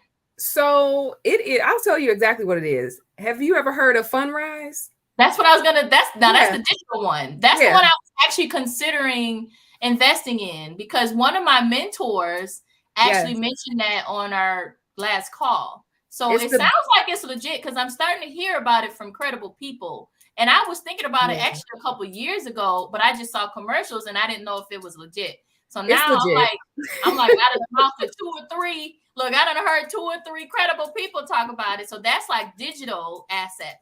Now, what I like is that you're saying you want this to be like your, do they call it discretionary income, where it's like money that you wouldn't miss or whatever? Yeah. So it sounds like, I don't know, I'm probably making up words. I don't know. So it sounds like, okay, just to kind of break it down for the viewers, it sounds like it's a good idea to have a strategy in place to get out of debt, because that helps your credit. You can acquire more. It has a lot of positive things. And also consider a savings account. Now, what about this? What are your thoughts on this?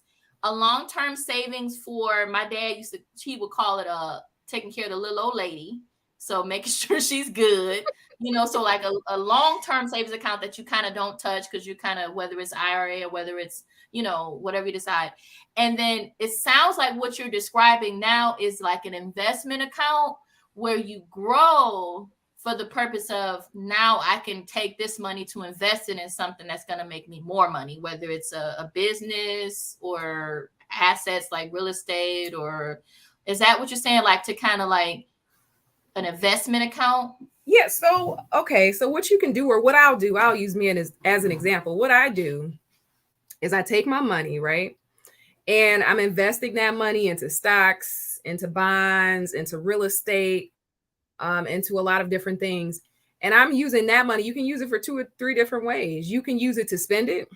I wouldn't advise that. You can use it to pay down debt. People do that too. You can use it to put up for retirement, right? Mm-hmm. Doing that, honestly, is a great idea. I highly suggest it, because honestly, that's something that we don't think about, and we only consider our 401ks when, in my opinion, you need more than your 401k. You definitely need an IRA, traditional or Roth, whichever your preference is. But make sure that you are saving up for retirement, because it's going to come quicker than we think. In my opinion, and this is definitely just my opinion, and you know, I don't think I think 401k going to be gone in the next 10, 20 years. So they're trying to touch it. We'll see. I guess what I'm saying is, we can't rely, gone are the days like our parents and grandparents where they rely strictly on the government to take care of them and when they get older. Because when you think about it, if you work, and this is for the ladies watching, this is real talk because nobody taught me this. If you work a job 30, 40 years and you retire, if you don't have a plan in place, if you don't have your long-term savings, your long-term savings, your investment vehicles, you're out of debt. If you're not in a good financial position, then you basically took all those 30, 40 years to work a job to simply retire to a fixed income. So now you have to lower your living, you know, your standard of living to match your lowered income. And so what I endeavor to do, even with this call, as we're single women, I mean, to kind of prepare our future selves and future families, and even for those with children, you know, I'm sure you think about your son every day with your decisions and your financial decisions and things like that. But it has to start with today, you know. And I think we kind of get caught up in the moment. I mean, it's definitely not good if you spend every single penny you earn and don't have systems in place where you're putting a percentage towards, you know, those other things.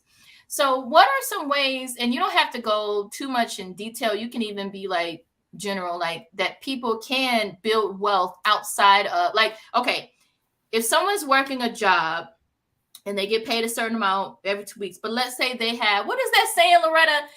You got more month than money. I know Lynn Richardson says that a lot. You got more month than money. Oh man. So what happens? Like, what? Loretta, you silly. What is a person to do? Like, what is the solution? Like, they need more income. Yeah. So what are some ways that we can look at to build wealth and have like another source of income, so we can have an investment account and pay off debt and prepare for our future and stuff like that? I am the side gig queen, let me tell you. So I always tell people this. Make sure, again, like Lakeisha said, it's all about mindset, right? And I think so many times we get burned, or we have these opinions or views about side gigs.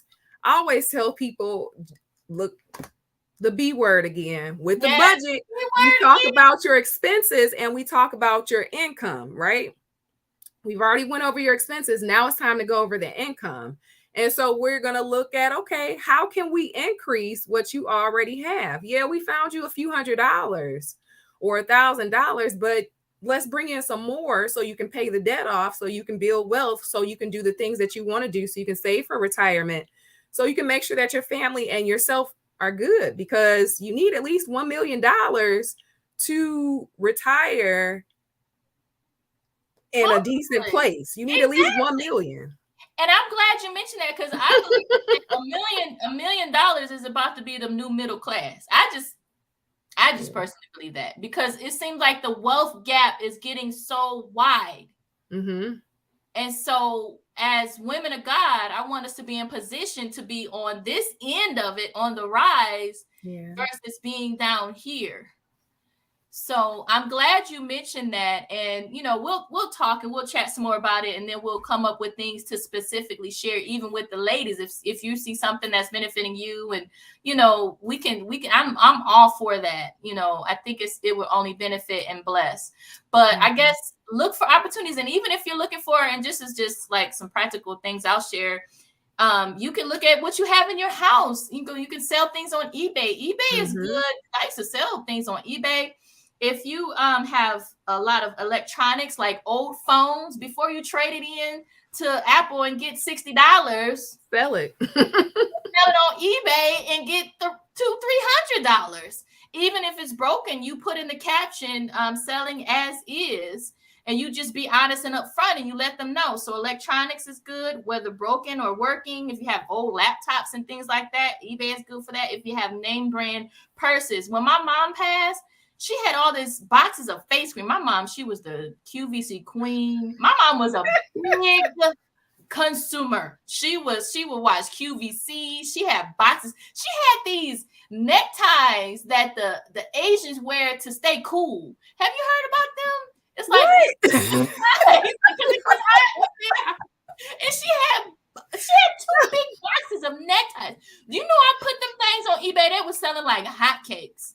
And so what I did was I went to see who else was selling it. I looked at the average price that people were buying them for, and I made it a little less where I still get a profit. They were buying them like hotcakes on eBay. The face creams were going like hotcakes. So, and then clothing is Poshmark is an app. And let me put that. It's an app for clothing. If you know, a lot of us, we buy sharp things that we might not wear anymore, might not be able to fit. Like I know I can't fit some stuff. And so Poshmark is a good app for that. and then Facebook Marketplace and things like that. So like the Bible said to the widow woman, look to see what you can sell. Because that's the way out of financial troubles, is find something to sell. Or you may have a service. Somebody told me, I think one of my clients told me that he knew someone that was making $500 a day being a dog walker. Oh yeah, easily. You go in certain areas where I got dogs, and the dog parks, dog walkers, babysitters. I mean, all kinds of house things. sitters. Yeah, house sit. Oh, that's good. And then the Airbnb type of, yeah. And then cleaning. If you are a good cleaner, you can clean Airbnbs. You know how much money they make? Wow. They make so much money being an Airbnb cleaner.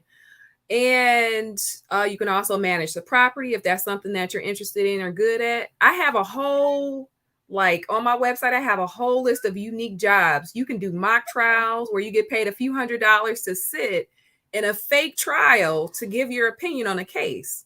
What? Just to give your opinion. You can do. I want to know weird people that like to do jury duty, because I love doing my too. Good, I don't feel so bad. I get that notice, I'll be like, ooh, what case I'm about to sit on now? I've always liked court, but that's really? What's their website? Because I'm gonna put it in the chat, Loretta. Yeah, absolutely. It's lpconsultingsolutions.com. lpconsultingsolutions.com. You said there is a list on there? Yeah, so if you go under education, the educations tab, there's a list of, and they're all clickable links. They're all safe clickable links, where they go over mystery shopping companies, merchandising companies. You get paid to go to the gas station and get gas, to go to the grocery store, to go eat out at a restaurant. So for a long time, I did that, especially, with my son. I did that where I would go as a mystery shopper. I would go there, pretend like I'm a regular customer. They don't know. And I would eat, and they would reimburse me and pay me. What? So I would go out to restaurants, go to clothing stores, go to gas stations, go to movie theaters, go to different places. And I would get paid to do these things. So now my entertainment piece on the budget is gone, because I'm getting paid to do that. I love that. Yeah, absolutely. So enterprising. That is so great. That's a great idea. There are a lot of different ways. Ladies, hey, we want a good, nice meal. Look, we want to go out and have fun. And now we're going to get paid to share our thoughts and feedback and have a good time. Now, absolutely. I want to mention too, you mentioned about goals, and I like how you say, because I think that's kind of where we get off track of our budget or whatever, is because if we don't have clear goals, then we don't know why we're doing what we're doing. So as a financial goal coach, why would you say it's important to have goals as a single lady, to have financial goals? Why is that important? If you don't have financial goals, first of all, let me say this before we even get into that. Everybody has financial goals, right? Okay. We all do. We just may not necessarily know those goals. I'm about to say, what if it's to spend everything you make? I guess that's a goal. Can I read a scripture or two real quick? Okay. So Romans chapter 13 goes over how to be a responsible citizen, the whole chapter. So within that chapter, you will learn about what your goals are. It says, be a good citizen. All are under God. And so far as there is peace and order, it's God's order. So live responsibly as citizens. It's telling us to live responsibly. And that means even financially. And then if I go down, let me see. I'm going to scroll down because I don't want to read to y'all the whole chapter. I know it sounds but it talks about how you should pay your taxes, pay your debt. It says, so 6-7, again, Romans 13, it says, that's also why you pay taxes, so that an orderly way of life can be maintained. Fulfill your obligations as a citizen, pay your taxes, pay your bills, respect your leaders, right? It also talks about paying your debt in here as well and not owing people. So it's very important. That alone you know, is super important. That alone is a goal. I feel like having those goals, and we talked about it earlier, how if you don't have a place for your money, it'll be, it'll just disappear. And if Yeah. we're doing that and we're not being good stewards over our finances, how can God can still use us, but God really wants us to be in a position where we can bless people, where they can see tangible evidence, right? And so Tangible we evidence. have to make sure that we position ourselves in a way that allows us to be ready when God says, hey, I need you to bless this person financially, or I need you to do X, Y, and Z. You have to be ready. If he tells you to go to Africa, you got to be ready to make these moves, but Yes. you can't be if you are too busy trying to pay off debt. You Yeah. can't be. I So it's like so that. important that we have our goals put in place, that we are specific with our goals. And I talk about SMART goals, how, of course, we know specific, measurable, attainable, relevant, and time bound. So they have to be detailed. You can't just be like, I want to save some money. No, that's No. not good enough. Mm-mm. You have to be like, hey, I want to save $50,000 for a new home down payment by 2024 by doing X, Y, and Z. I Right. So like you that. have to be super specific. And even if, and also learn how to give yourself grace, because even if things change, because life happens, things change, give yourself grace. If you don't That's save good. that $20 this week, it's okay. The whole purpose is to build the consistency and keep going. So if you don't save it this week, save it next week. Give yourself And I like grace. that because God looks at the heart more than anything. And the fact that you have a plan and a strategy that you're striving towards, God sees that and he adds extra. At least this has been in my life. Like I've seen where, like I said before, when you're faithful over a few things, he'll make you ruler over much.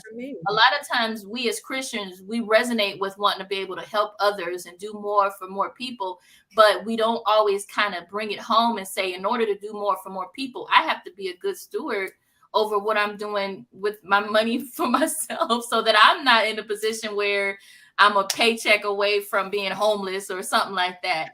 So, Yep. and once you have a strategy and a plan in place, then it kind of like puts you in a better position to be able to do more for others as you are in a better position for yourself.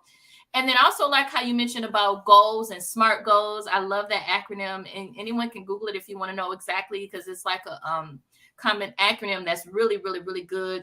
And it's because if you can have, let's say you have your goal, let's say you want to be in a 3-bedroom home, but like you said, okay, by when and what is it going to take to receive it?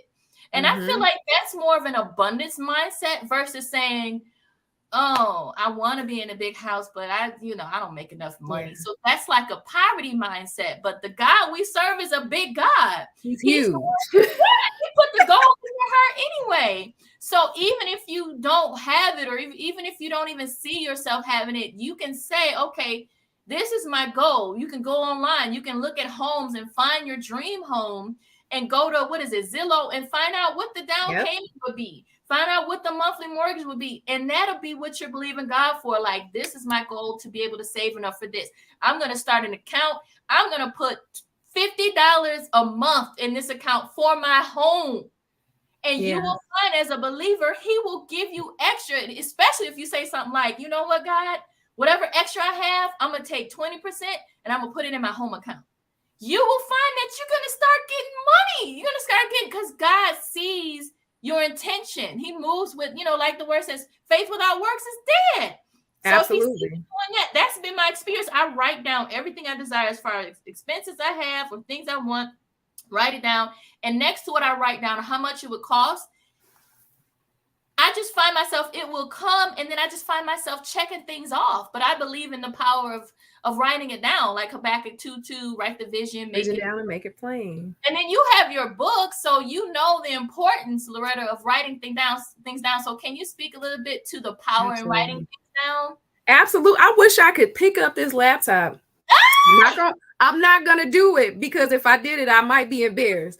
But all around my wall, before it was a thing, I have sticky notes all on my wall.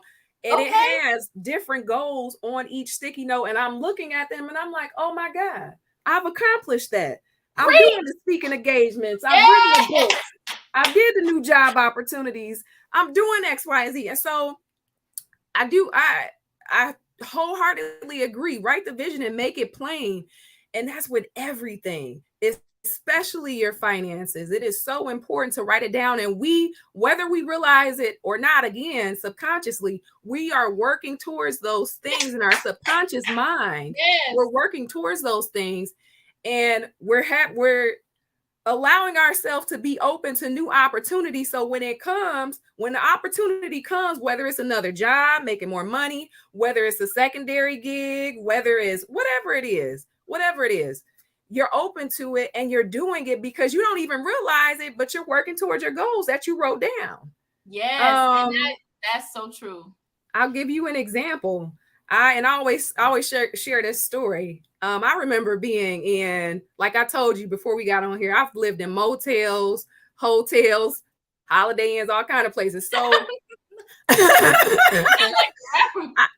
I remember living in a 2-family flat. And I mean, Kim, is small. This 2-family flat is like a college dorm room. Wow. And it's me and my son. He was a newborn baby. It's me and my son in there. And I'm like, Lord, we're using the living room as a bedroom. Wow. We're using the living room as a bedroom. And I'm praying. I had just rededicated my life. I'm praying. I wrote it down. I prayed it. I prayed and I wrote it down. I said, I want a house that I don't have to pay for. Wow. Here's how many bedrooms. Here's how many bathrooms. I was really specific and I was asking God and believing in faith. And I'm actively doing things at this point. I'm picking up side gigs. I'm doing extra jobs. I'm saving my money. I'm being a little frugal, right? I'm buying the generic brands. I'm doing what I have to do. And I got a phone call. My granddad had passed a while ago. I got a phone call. And he said, do you want this house? I said, what? He said, yeah, the house that you grew up in. It's completely paid off. Wow. All you do is pay taxes on it. That's about $1,300 a year. Wow. Do you want this house? 3 bedrooms, 1.5 bathrooms, a detached garage, white picket fence, garden in the back. I mean, finished basement. It's beautiful. I said, wait a minute, for free? He said, yeah, I'll move you out. I'll move you in while we move out. Wow. You can't tell me prayer don't work. You can't tell me writing a vision down doesn't work because I know it does. I've lived it. Yes, you a living testimony. You a living testimony. That is awesome. And thanks for sharing that, Loretta. That is awesome. And I'm a firm believer. I remember years ago, God told me years ago, he said, the greatest investment you can make, and I kid you not, he said, the greatest investment you can make is paper.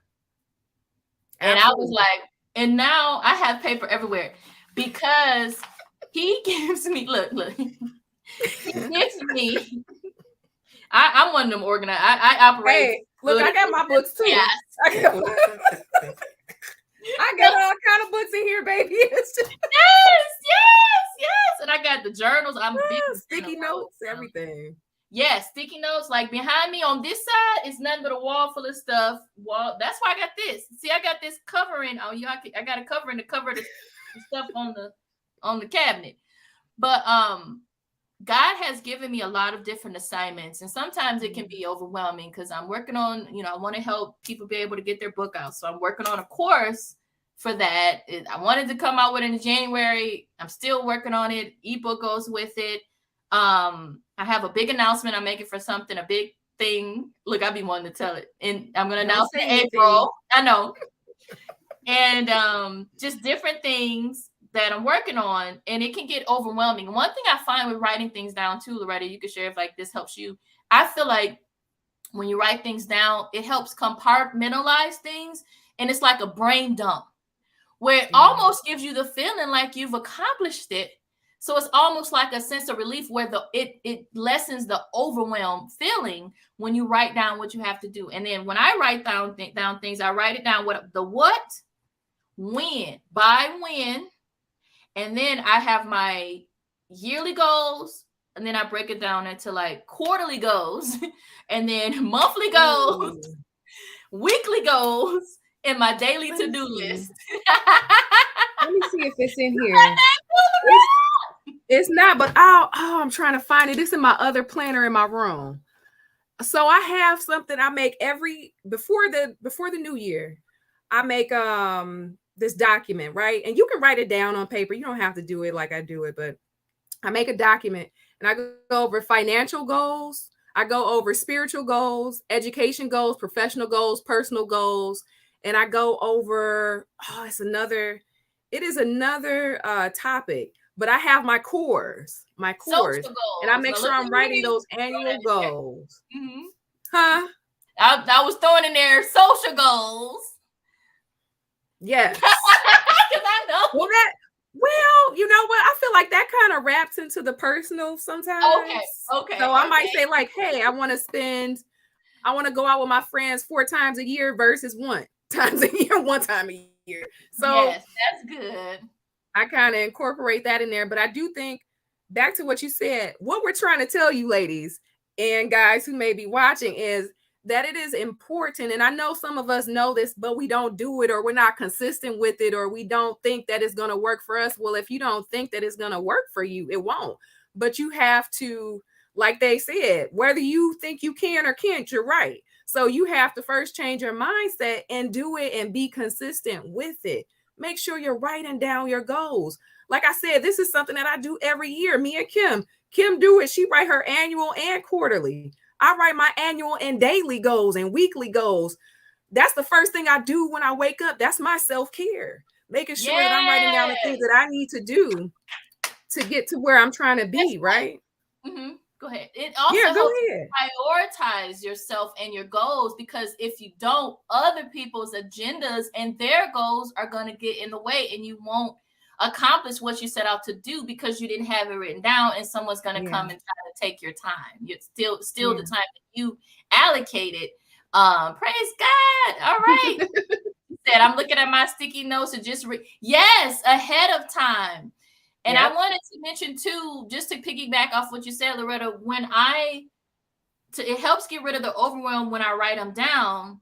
But I've learned to give myself grace when I don't make it on the specific date, because what I find is I may not have it out in January, but it's coming out in February, or it's coming out in March. I'm working towards it. I'm pressing towards the mark of getting it done, and it's going to get done. And that's the same way with writing a book. You begin with the end in mind, like Steve Covey says in one of my favorite books, the highly effective 25 habits of highly effective people, is you begin with the end in mind, you have your deadline, and then you work towards it. And then another saying I love is, how do you eat an elephant? One bite at a time. Bite at a time. Yes, that's one of my favorite. And what I find is, as I write it down and as I do a little bit every day, or even if I miss a day, I give myself grace. And it's almost like God gives grace for grace. Like he allows you to accomplish it. He has patience anyway, because he's God. And he breathes on it, and he makes it that much more fruitful because you were diligent. I mean, even it relates to finances, because the scripture says the hand of the what? The hand of the diligent maketh rich. That's right. The hand of the diligent maketh rich. So diligence is a pathway to riches. So some people might be watching this like, why are they talking about goals and stuff? But it's like the road to riches is diligence. You know, as you're faithful over a few things, because God, I tell people, when you write your first book, that's like the first major. God wants to see if you're diligent to get it done and you publish it. But then once you do that, he'll give you tons more. I've had published and written about 9 in the span of 10 years, not to brag, but to brag on God, because he gave me that many more titles to do, because he saw I was diligent and faithful. So now I'm getting more books, and now he's giving me movie names, and I'm like, Lord, am I behind the 8 ball? But he's putting it because he sees he can trust me with it. And I think when it comes to finances, we talk about mindset. It's like God wants to see if he can trust you with whether it's a little or a lot. Like Paul said in Philippians, he said, whether I have much or little, I've learned to be content. And I'm sure he learned how to manage whether he had a little or a lot. And he was happy with it. That's the thing. When I say, earlier I talked about the love of money being the root of all evil. For me, I don't like money. If I got $1,000 in the mail, I wouldn't shout and be like, ah! I would be like, oh, this is great. What can I do with this $1,000? I can put that towards the next project I'm working on. So I look at money as a tool. So I'm happy because I have money to use towards the next project I'm working on, but it's not the source of my happiness. Right. The source of my happiness is God and my relationship with God. Nobody can take that away, whether I'm in a relationship or not, whether I have a whole boatload of money or not. My relationship with God is the sole key to my happiness. Everything else is extra joy, extra. So what are your thoughts on that, Loretta? We talk about like relationships and money and how important. Okay, since we asked this to Lakeisha, I'm gonna ask you, since we talk about love and money, like how important is it to you that the person you date has a good handle on their finances, or what are you looking for as far as the person you would date and how they would handle their money? So, like you said earlier, I look at, before I ask the questions, right? I am very observant. I may not say anything, but I'm looking at everything. And so I'm looking at how they're spending their money, what they're spending it on, what they talk about, what we talk about in conversation, places you go, things you do. I'm hearing, if you in conversation, if you hear someone saying, hey, complaining about their bills, but they're going on vacation, that lets me know you're not managing your money. You're not prioritizing. You're not responsible. So just paying attention to what's being said in conversation, to what people are doing, because to me, that speaks louder and that's more reliable, because you can tell me anything. I can ask you, hey, so what's your relationship with money? How are you with money? Are you a spender or a saver? You're going to tell me you're a saver because you want to impress me, right? Or you might tell me you're a spender because you want to impress me. But let me see that bank account. Let me see your credit score. Do you have an 850 or is it a 6? Like, is it a 600? Okay. And that's not a knock to anybody who is there. But I do look at those things. And I want evidence. So I'm not just asking you what your credit score is. I need to see this. Let's pull it up, because you can get a free credit report. I have the phone number and the website for you to get a free credit report. 3 reports for the whole year. So I need to see what your and then on Experian, TransUnion, and Equifax, you can get the scores for free. I think TransUnion charges 99 cents, but you can see the scores. They don't charge you anything. You could get it completely free. I'm not talking about the scores. Yes, the scores. Yeah. So you can see that on the spot. Now, at what point when you're dating, like, do you bring this up, like, for you personally? So I say, again, when I feel like it's serious, not on the first date, not on the second date, not even on the third date, because then they might get the assumption that, oh, she just want me for money. She's just into money. And that's not the case. I just really want to see the character of the person, just like your credit score. I want to see how you handle your money. That's all a credit score is. But I would say, again, when I feel like it's moving towards something serious, then I do ask those questions about money. I'm pretty blunt. People who know me, I'm like, so, hey, how do you handle your money? Would you consider yourself good at handling money? What would your family say about you and your relationship with handling money? What would your last girlfriend say about you and handling money? Like, I want to know. And if you have children, do you owe child support? Because when you get married, you assume that debt is the wife. That becomes your responsibility too. So you need to ask those questions. If he has children, do you have child support? Are you on an order? Do you plan on getting on an order, a child support order? Do you pay on time? If he's not paying, that becomes your responsibility, wife. So you have to ask those questions when you're dating, also when you have an IRA, going back, kind of a little different, but going back, when you have an IRA account and you're single, you can name your beneficiary to whoever you want it to be, right? But when you marry, automatically by law, regardless of who you have as that beneficiary, it goes to your spouse. Wow. Automatically. So you want to make sure that this person is going to manage it correctly. You want to make sure that this person is responsible. And yeah, ask those questions. Don't be scared, because you don't want to skate through because you don't want to chase them away, and then you don't realize you're skating into misery financially. So wow. Yeah. And I like how your relationship with money points to your character. Your credit score is about your. I really like that, because I think sometimes we get so caught up, especially if you're like me, a big romantic. Oh, he's so cute. Oh, I love. And you're more into the emotional side of things.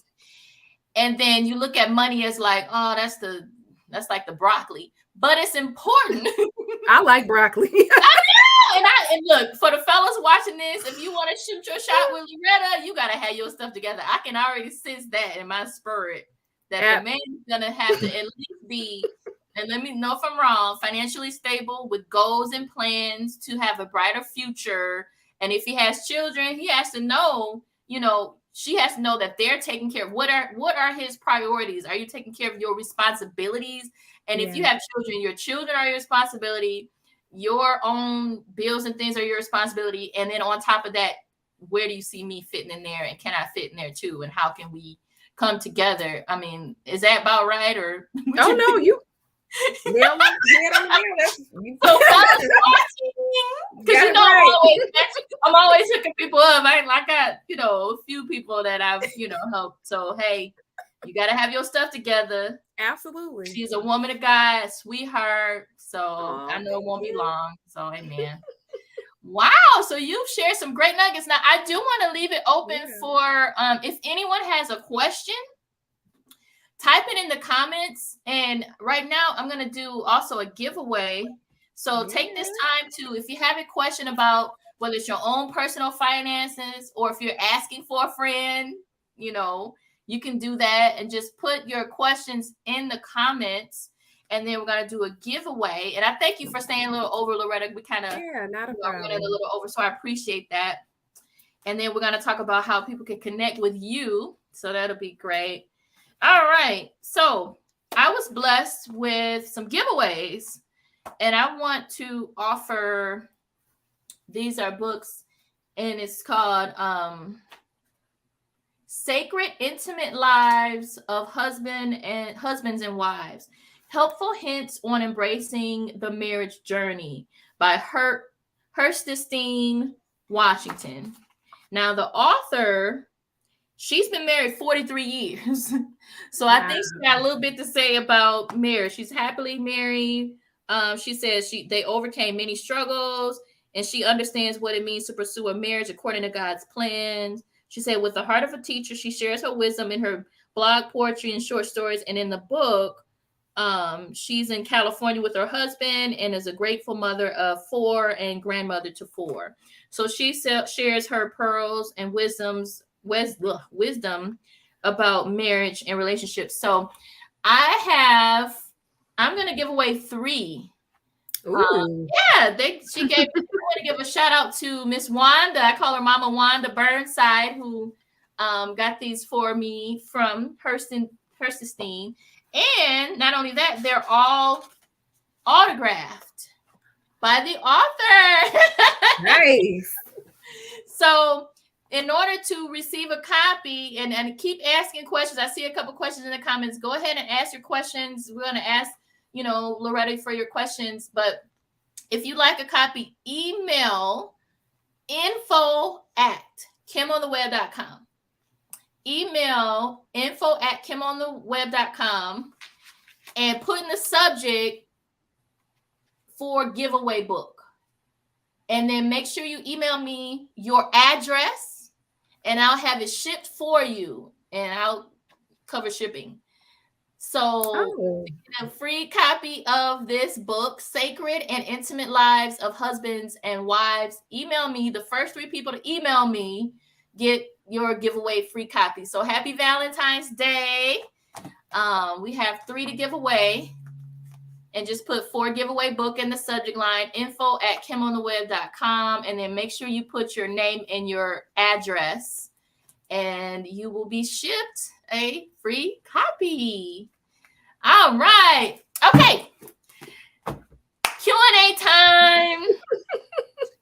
Okay. So, site to obtain the 3 free credit reports. Okay, if you could break those down. Absolutely. So I will say this first. The phone number is if you want your credit report physically, if you want them to mail it to you physically, and which I would suggest, and I'm going to tell you why in a minute.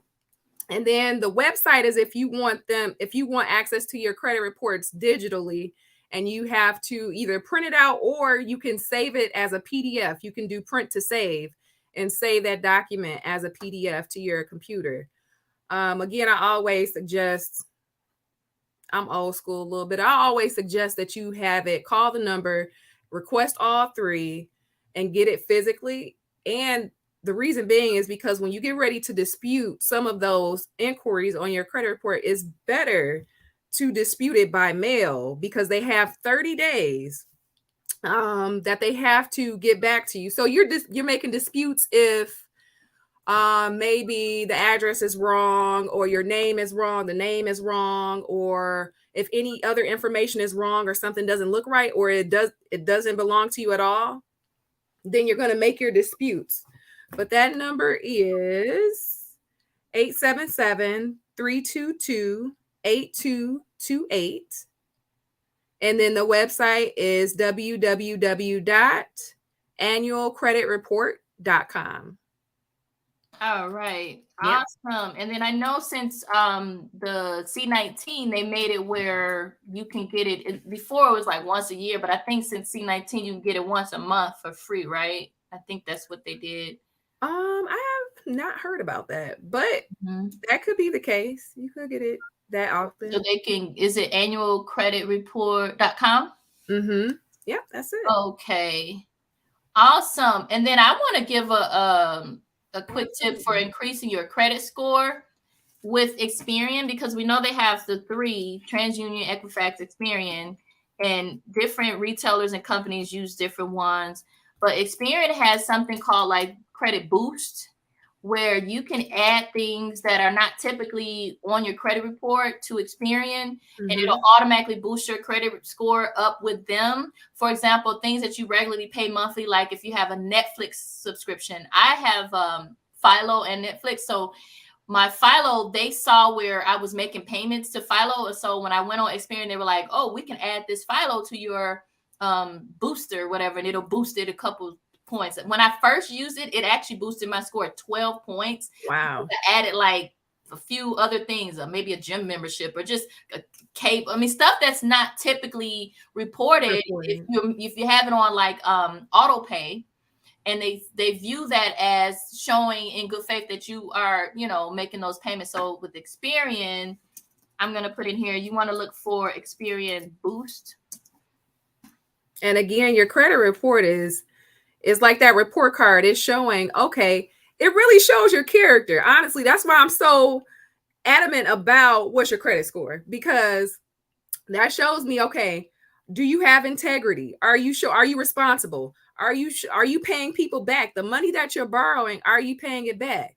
When you get that credit card, okay, you maxing it out. Are you paying that back? Even when you pay down when you pay the balance off 0 and you put something else on there, are you paying that back? That shows jobs are basing your credit score on whether you get hired or not. I used to work at HR at Quicken Loans. And so I'm no longer there, but we were using your credit score to determine, okay, is this person a good fit? Because it shows your character. It shows the character of the person. So it is really important that you are paying that debt off, that you are doing the things that you need to do to be responsible with your finances, especially with your credit score. And then another tip I heard someone say, and I think I'm going to adopt it. And of course, we're just sharing. I'm not a financial advisor, so I'm just sharing it from experience. Cash App has it where you can invest in Bitcoin. Mhm. They're with Bitcoin. Now, we know as far as crypto, I'm not well versed on it, but I know that Bitcoin is not the only type of crypto. It's just probably the most popular. So Yeah. Cash App mainly deals just with Bitcoin because there are other coins out You there. have Avalanche. It's a lot of different ones out there. So someone told me, Loretta, that they use Cash App and they take a percentage of anything they receive and automatically have it invested in Bitcoin since Cash App partners with Bitcoin. I thought that was wise. I was You like, can do that. You can also use like Robinhood. You can use Robinhood and you can have you can use Fundrise and you can have automatic reoccurring amounts of money come out of your account and invest it. So it's almost like your allowance, right? So instead of if you have those bad habits, if you playing the lottery or doing whatever it is, I say don't do that. Don't play the lottery. Go ahead and take that same $20 or whatever it is you use and put it in a stock or purchase a bond or something or a CD. So and that's something I think, as you being a mom, I'm sure when you first had your son, you probably had him set up in an account where for his policy, and whether it was Gerber or whichever one you use, like a grow up plan and stuff, to have him be put in a better financial position, because a lot of our parents and grandparents didn't do that for us. I know my mom didn't. I love her to pieces, but she ain't leave us no house. She had an account, Loretta, that I found it was on the patio, and it was like a business. Remember back in the day for business accounts, they used to have those big old ledger books. It was like a big old ledger book, and it was on the. I was like, "What is this?" She didn't even tell us. And I was wondering why, because one of my dreams that I'm about to fulfill this year, thank God, before she passed, she kept saying, "Do you want to do your X, Y, and Z?" And I was like, "No, Mom." Like, I didn't know it was because she had the money chilling and she wanted to, give it to me before she passed. And that's why she kept saying that she wanted to. I didn't know. Yeah. But I found the ledger, and I told my sister, I have one sister, I said, "What is this account?" And we called the bank, and I was like, it was like thousands and thousands of dollars in there. So because we were her only heirs, because she was divorced, we were able to access. She had a 401k. Okay. We had to put us on there. So we had to show our birth certificate or whatever. We did have a policy, to cover everything. So we didn't have to worry about that. But yeah, it's important that even before you are sick, for your family to have that stuff in place. Now, my dad is a total opposite. He done got his casket picked out. He outliving all his. He told me, I'm outliving all my wives. My dad's been married 3 times. He had 2 wives to pass. My mom and his last wife, who passed unfortunately during C19. And he's 85. He's doing great, but he still has everything in place. He done got his casket picked out, where he want to be, where he want to ship, policies in place, all this so that we don't have to worry about that. And that's important. Yeah. We don't think about it now because we feel like, oh, we're in our 30s and 40s or whatever. But it's important to lay a good financial foundation. I'm glad you brought that up. So one of the things I did, oh God, I did it last year, the year before last, is, of course, I have my life insurance policies, disability policies and everything. But one of the things I did was I said, man, I see so many people having to either use their own money or wait or drain accounts, whether it be the person who's deceased or not. How can I change the trajectory of that process, of that path that I see so many people take? And I'm like, okay, so I pay for my cremation service. It's paid. So all my sister has to do or my son has to do, I have a card. They call the number. It's already paid for, no matter where I am, no matter what state I'm in or anything. And that's how that happens. So they don't have to use the life insurance money to bury me, they can actually use the life insurance money to, again, generational wealth, to build themselves up so that they're actually getting a leg up, right? Yes. And another thing I tell people is this, because a lot of people don't know, when you have a checkings or savings account, you need to add a beneficiary. You can add a beneficiary on your checkings and your savings account. Where's that money going? If something happens to you, and then people have to fight as beneficiaries, it wouldn't have been no problem. Just by listing a beneficiary too. And you can do that now with your checking account. Make sure you have a beneficiary. And I was actually on a call, it was early this month, and they were talking about how the importance of having a trust and how you can name your trust as a beneficiary. And that's how you build generational wealth, because everything is going to trust. It's not, your money isn't just dying off and just gone. And I think that's one of the reasons why we, even as in our community, haven't left generational wealth, because we're not leaving our money that we're not leaving it to anything. We're not making sure the beneficiaries are trust. If it's not a person, let it be a trust. Or the person may pass before you. So make sure it can be a trust. And then there's also ways, like I know for my mom, she had in Michigan, you can look for unclaimed property. So you can see if somebody left behind unclaimed property where she may have paid bills extra or something, and now the company owes her. And as the heir, you have a right to that unclaimed property. And for anyone, whatever state you're in, and we sharing gems, y'all. We sharing unclaimed money too. Unclaimed money and property. Okay, unclaimed money. And if you Google it, put your state in unclaimed money, how to find unclaimed property, how to find unclaimed money, and you can find the website. Now, you know it's official if it ends in like .gov. Don't get caught up in the other stuff when they're trying to sell you stuff. And then that way it'll be free. But yeah, there are many, many ways. And I'm glad you mentioned in the beginning, Loretta, about how to find money, because there are ways you can make money. Like you say, you have your job, but there are ways you can have a side business, another stream of income. You can find money. You can make money. You can have a part-time job. You can dog walk on the side. There are other ways. But the main thing is to start with your goals, the why. What is your dream life? What does your dream life look like? And what does it take to attain it? And what can you do now to get there? And I'm big on praying about your purpose. You know, why did God put you on this earth? Because oftentimes, knowing why you're here and taking the steps toward it, you will find prosperity in your purpose, and then you will love what you're doing. So you'll, be willing to do it for free. And then God will bless you for it. And ask him for ways to monetize what your purpose is. Because sometimes we love our purpose so much, we'd be willing to do it for free. But if you say, okay, God, how can I monetize? Reminds me of who was that we talk, this is Black History Month. Who was it that did the peanut? Who was it? Wait, the peanut. Okay, you got to be more specific than that. I'm like, the peanut. That he had 100 ways to use the peanut. Oh my goodness. I was gonna say Charles Drew, but he was the doctor. So let me see. The peanut man. I'm gonna look him up on Google. He is George Washington Carver. So I heard that George Washington Carver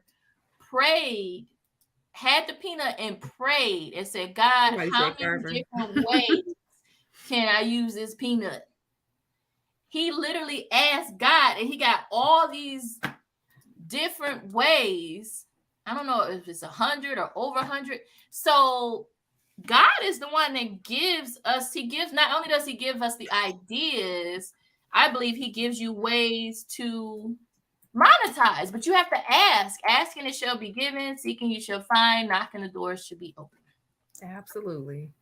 Now, to wrap up this wonderful session, and if you guys were blessed, let us know. Oh Lord, replay. We still live out here. You gotta start over from the beginning. This is not the replay. Not yet. I know, you gotta catch us when this is over. You gotta hit play from the beginning, because we still going. So yeah, George Washington Carver.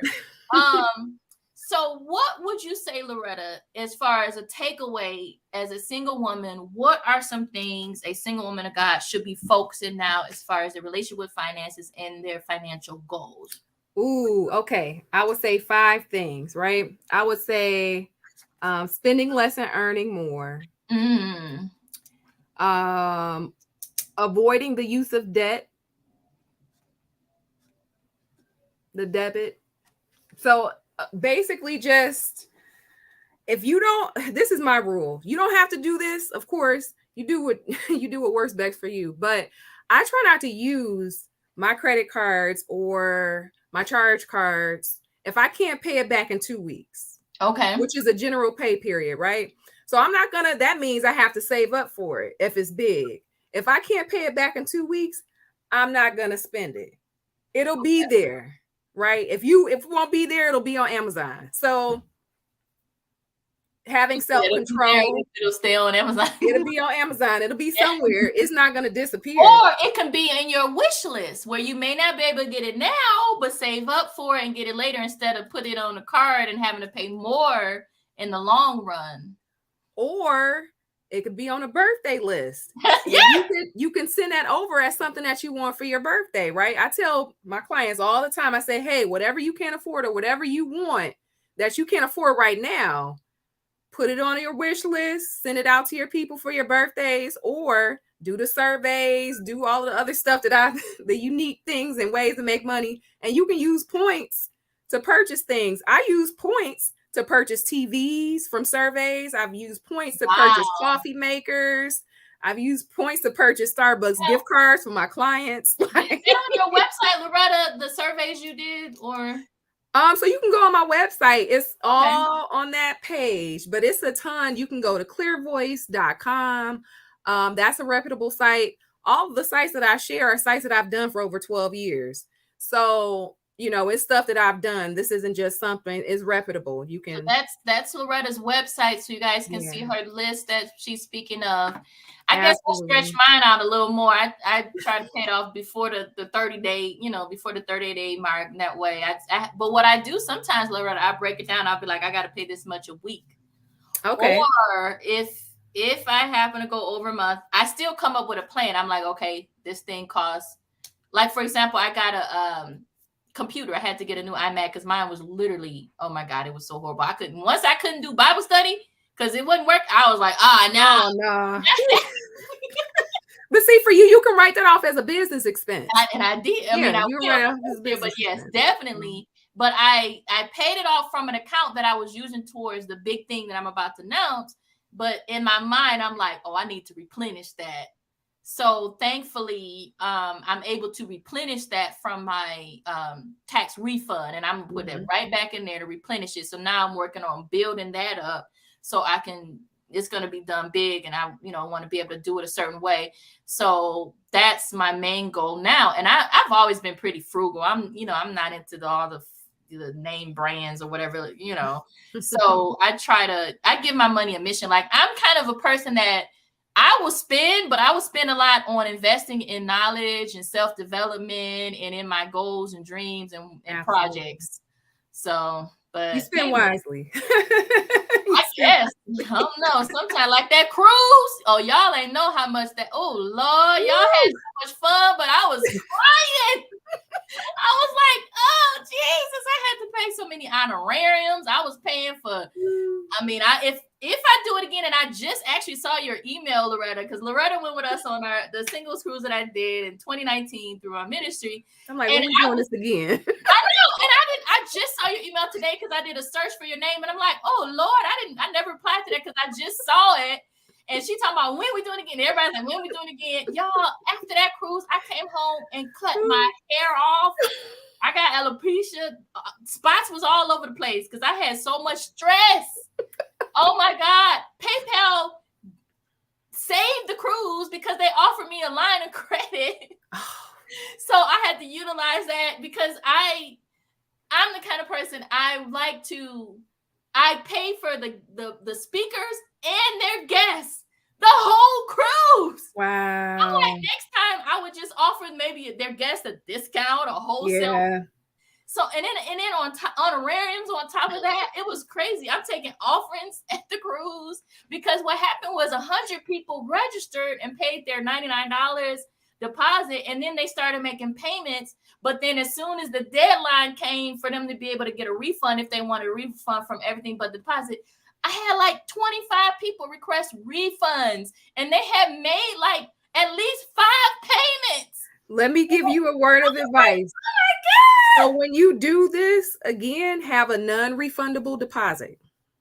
That way you break $99. That way you break even. That non-refundable deposit goes towards the trip, so it locks you in. But that way you break even, and you're not in a position where you're like, oh my God, I'm bald-headed G.I. Jane now because I'm stressed out because they backed out. So making sure that you do that for and next I like time. that. So, and then I could do like more of an upcharge because I only charge people $200 more than what the cruise was. So I'm thinking that would cover the expenses and the guests and all that. But because of the unexpected backing out and then also paying for everybody and their mama, so next time I'm gonna have to hire you as my consultant, Loretta. How about that? Hey, to help me come up with some ways to kind of, because I everybody was like, oh, it was so fun. We just had a great time. People we had a ball. But I'm like, y'all only knew. I'm glad that was a sacrifice. Oh, we had Jerry Flowers and his wife there. It was beautiful. We had a fun time. Praise God. I got to go back to Jamaica though, because I didn't enjoy it. I was working, but y'all had a blast. But yeah, that was my second time. I had already been in. I had already been there. Yeah. Okay. Well, I travel solo sometimes. I'm out of here. Yeah, okay. I love traveling. Now, for me, that's something that I would have a separate account for. Even this year, I plan on going like the two 3 different trips, and that's something that I plan for that. So awesome. What'd you say? Bring extra hair.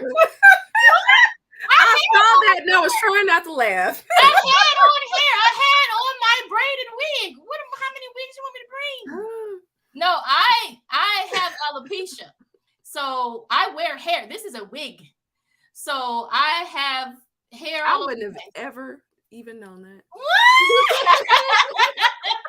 But you know what was funny? And I'll share something hilarious. As I was getting ready for this, Loretta, today, I'm, putting images up and things like that. And Lakeisha, she's an early person.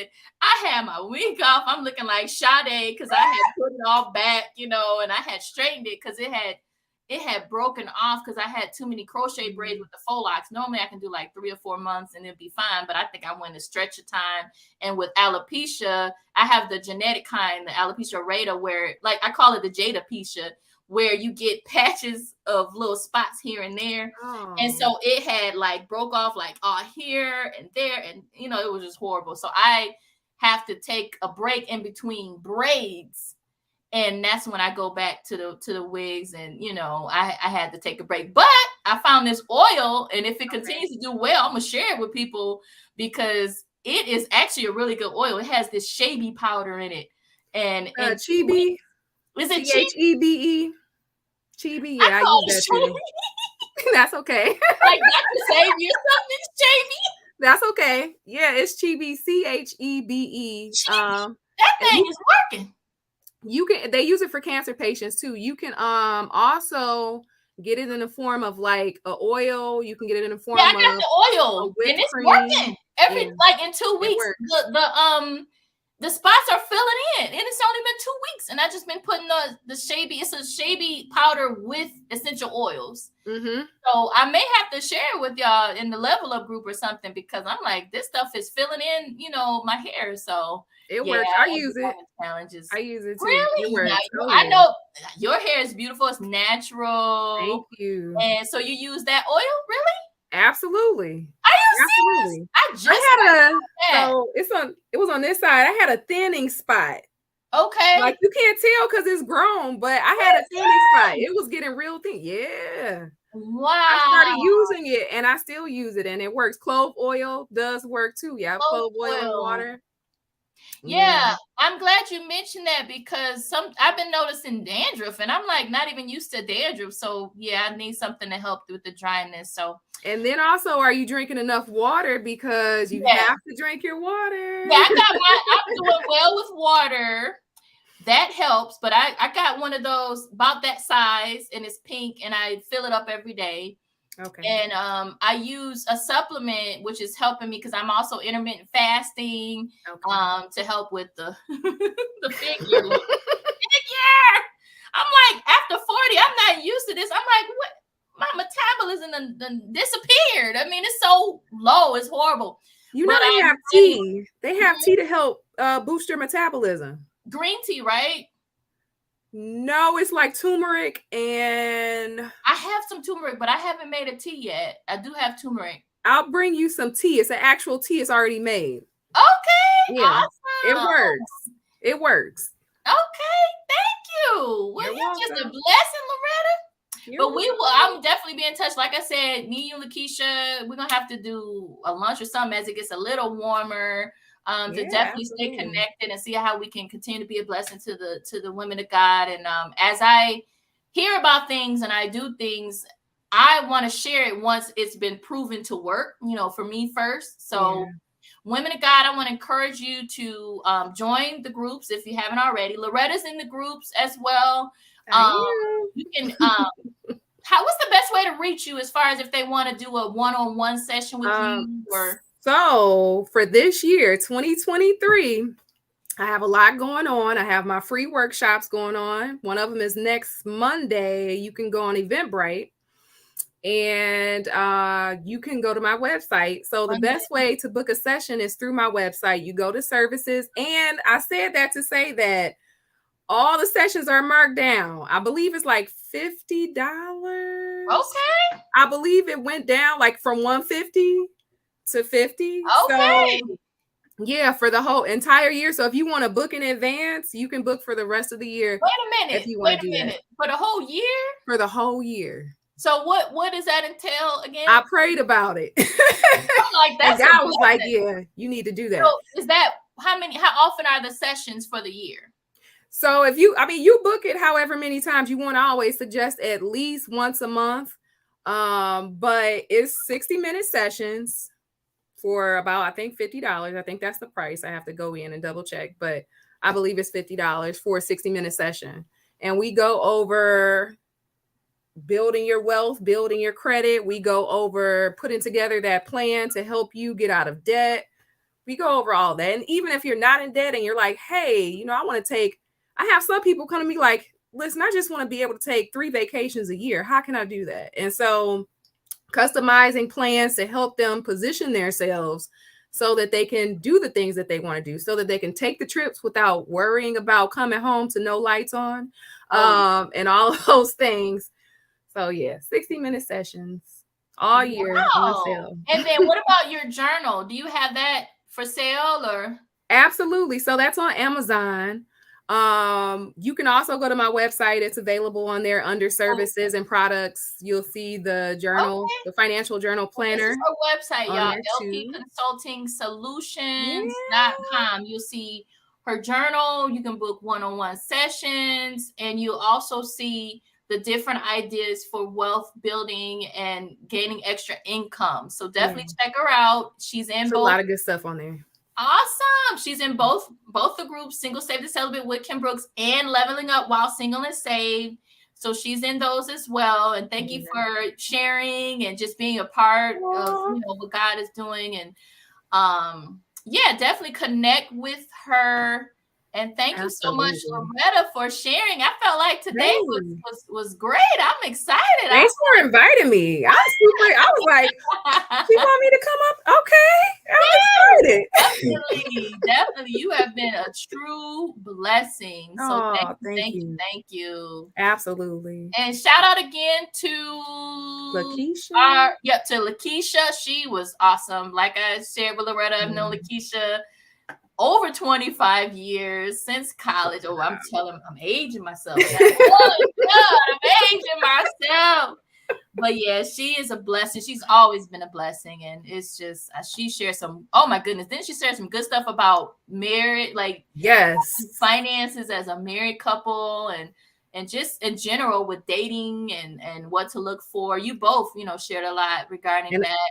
I stress with marriage because a lot of times some of us want to operate in boyfriend girlfriend status as we're married, and you're not. Never mix your money. Never mix your money when you're just dating or in a relationship. If you're not married, do not do that because you get no legal benefits, no legal rights. I like to tell people that. Don't do it. And don't believe a man when he says it's just a piece of paper. That's something else. The guy I just dated, he tried to, because it's like a scam. It's like they say that to diminish the value of marriage. Now, he was divorced. He was married 18 years. Yeah. And he was complaining about how he didn't realize how everything that was made while in the marriage, even if her name wasn't on it or not, was considered a marital asset that she didn't have access to. And he didn't like that. He didn't think that was fair. So do a prenup or a postnup. Now, I'm glad you mentioned that because I actually am a proponent of prenups. I have. I wasn't before because, I don't want to say the organization, but they were kind of like, you shouldn't do it. That's not faith or whatever. But in today's time, I look at it, it's just protection and also expectations. Yeah. And I feel like it will encourage you to want to make it work. So, because there's a consequence to Absolutely. if it doesn't. And then what I found about prenups, and I'm glad you brought this up, is that it's basically just outlining, it's a protection. You can make it however you want it. You can say, okay, if it ends, you take what you came in with, or you can say, the business assets are going to stay with me, and then this would stay with you, or however you want to work it out. Absolutely. It's really just to protect both parties, right? I know a lot of people, like you said, they frown upon prenups, but I tell people all the time, I come with a kid and a prenup. So take it or leave it.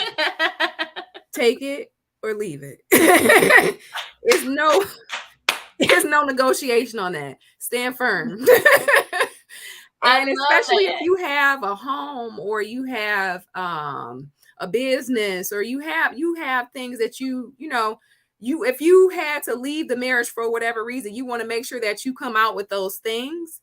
Because I know sometimes, quite often, we think only women are the ones who are seeking things, but there's been times that I've heard men going after the woman's assets too. So Mary J. Blige.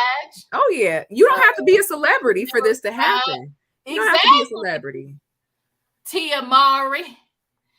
I mean, those are just examples, like you said, that are in the limelight, but how much more does it happen? And then even with these videos that they create that I had pointed out in the beginning of the year, that half of them are fake.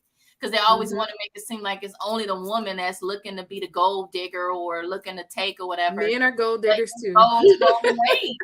They're looking for a sugar mama sometimes. I mean, I had a guy tell me that. Oh, what? Oh, yeah. Oh, I have so many personal stories. We can talk on here all night. Have to do another one. Look, all night. I had a guy tell me that. I had a guy pretend to leave his wallet home 2 or 3 times. I was like, oh. We both be washing dishes.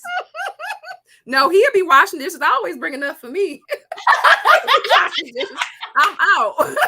I'm driving and I'm bringing my own money. That's crazy. Now, the guy that wanted to go Dutch with me, we went out 2 times. He paid, it was like movies and it was bowling. But then the 3rd time we went to a coffee shop. This is one that Keisha was trying to hook me up with. And I think he was Muslim too. I was like, Keisha, what? I'm Christian. Like, his name was like Muhammad. He had 2 first names. They both sounded Muslim. I'm like, Keisha, what are you doing? He trying to set me up with Muslim. We would be unequally. You want me, unless you think maybe he'll get saved through me or something. I don't know. But the 3rd date, he sat me down. He said, Kim, he said, I really like you. And I know you like to dance because I love to ballroom dance. So he's like, I know you like to dance. And so he brought out these newspaper clipping. He said, this is a class we can go to. And I want us to go to this class because I want to learn. I'm like, okay, this is nice, And then it was a comedy show, and I think it was $20 a piece, Loretta. It was $20. And he showed me the flyer, but he said, but you know what? I'm kind of saving up for a house, and I'm not in a position to pay for us both. So if you could pay your $5 for this class and for this $20. He wanted to go Dutch. It wasn't even like a Beyonce ticket price. I'll say this. I can respect that. Only reason being is because he said he was saving up for a house, right? He did say that. He had roommates. So you got roommates. So that's you an stayed investment with roommates. But if you can't afford to date, then don't date, because you need, as a man, I feel like you need to have at least $5,000 set aside to date. What? For real. I like that. I think for the men watching, they could have a dating account. Absolutely. And for women. And I'm not talking about just anybody, but someone that you may consider. You want to be able to show them that you can take them out. Like, I just felt like $25. I just felt like that was not a big ask for him to be able to cover two people for $50. And it wasn't. He shouldn't have been dating. He wasn't financially ready to date. And he had roommates. So it wasn't like he was footing everything. But he did reach back out. Once he got his house, he wrote me a letter or something, and I can't. I think he sent it to my P.O. box. But at that point, I'm like, you Muslim, we would be unequally yoked, so it's not going to work. Yeah, I went on a date with a guy, and I knew he was Muslim, and he didn't even tell me. I feel like the Holy Spirit told me. Like, I felt it. I looked at him, and I'm not being funny. I looked at him, and in my mind, it was like, this guy is Muslim. He hadn't disclosed anything. He hadn't shared anything with me. We did talk about religion for a split second, because he was in my car in the passenger seat. We were on our way to the place. Red flag number 1, I drove. And you drove him? Red flag number 1, I drove. I come in up front. I be like, you're going to be driving. At least I drove. The beginning. And I had a Bible in my car. I think I had it on a dashboard, or I had it somewhere where it was open. Now, I don't usually keep a Bible on the dashboard. I think maybe I was coming from Bible study the day before or something like that. But I had a Bible in the car, and he was like, oh, yeah, my auntie, she do the same thing, blah, blah, blah. And we talked about it. I said, oh, is that a problem? And he said, no. But I knew he was Muslim. Wow. I knew, and I found out. I got confirmation after that. The first date was the last date. And after that, I saw him on the corner selling the bean pies and stuff. And I said, I knew it. I knew he was Muslim. I knew it. And I was like, see, it wasn't going to work. Oh, that was Holy Spirit telling you. But guess what? I bet he was well dressed. Absolutely. Bet he was a gentleman. And I bet he didn't mind your celibacy. That's the only thing. I'd be like, okay, Lord. Absolutely. But they not praying to Jesus. So that's the main thing. Nope. But that was a deal breaker. Give you that confirmation. I was like, if you listen, the Holy Spirit will talk to you, but you have to listen, and you have to be I'm sorry. Be so caught up on wanting to be in a relationship so bad that you ignore what the Holy Spirit is telling you, because he'll speak to you. And you know what? And I'm glad you mentioned that. And what did somebody say? She said, you crack me up. What they say? I got my glasses on to see. She said, Kim, you crack me up. I got rid of the Muslim I was seeing. Yes. She said, it's men not are gonna gold work. diggers. Look, people like men are gold diggers. And it's not going to work if they're Muslim. I could tell the guy I was seeing was Muslim by the way he was talking. And that's why I asked the question. So I'll share my story. It was real quick. It was like, we went out, we were part of the same organization. And then afterwards we decided to go downtown. Remember, that was the thing, like just going downtown. And I think we went walking. So it was a nice little romantic walk. I was attracted to him. He was a gentleman, and he was like, attracted to me. So then we went to a restaurant, and we were sitting down, and he said, like you said, what he was saying, he talked about having a lot of time to read all these books and write letters to priests. And then he talked about praying, and I knew he probably was Muslim because he said he was praying to the east. So I said, okay, you praying to the east and you got all this time. I said, did you do jail and are you a Muslim? You did some jail time? And are you a Muslim? I'm going to have to ask both questions. For some of yes. For some of the people, because I posted this on my site, I know that they're in jail and they watching this. No offense. It's not bad. It's not a bad thing. I've dated a man that did 16 years. He was at the church. He gave his life over to God. He was brother so-and-so. He was a faithful member. Yeah. He was reformed. He had little sons. The only thing, though, Loretta, is he had a little baby when I met him. And then a month later, he had another little baby that came out by the same lady. And then a couple months later, she had another baby. And the Holy Spirit was like, ask him who the daddy is. And it turned out he was the daddy of that one, too. So that's why that one didn't work out. But that's not gonna work, sir. You still procreating with someone over here. Exactly. And then she waiting to tell him when they're like 1 and 2 and 3.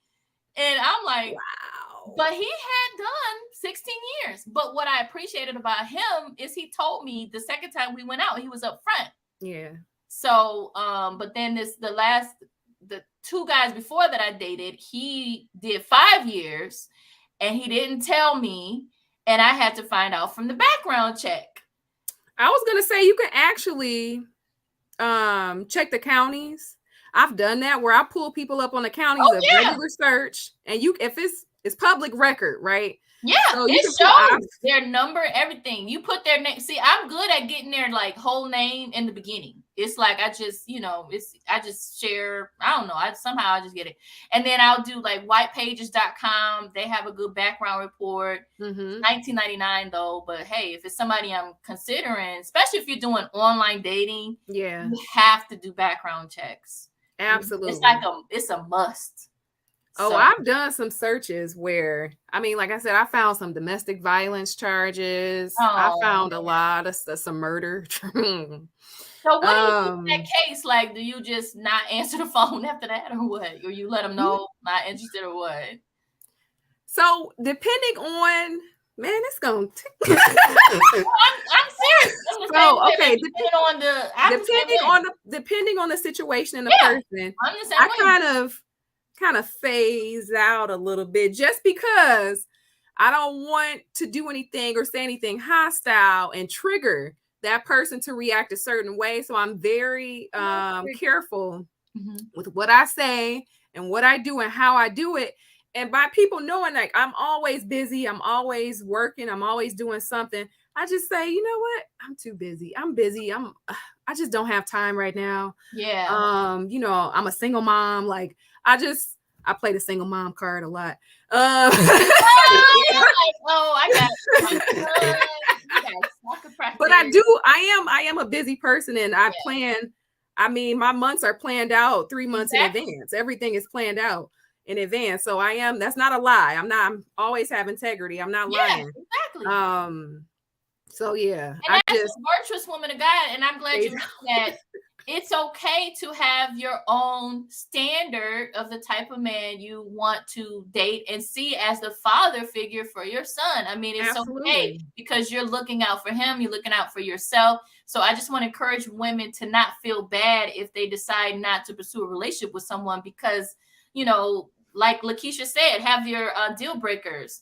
That relationship that I had with the guy had the babies popping up. He gave me a new deal breaker. I don't want to date someone who's close friends with his ex, because that could be like an open door. So, but yeah. Amen. Well, I appreciate you staying on. We are just, this is love and money. We talking about money. We talking about relationships. So, and I like this. She says, never introduce your children prematurely.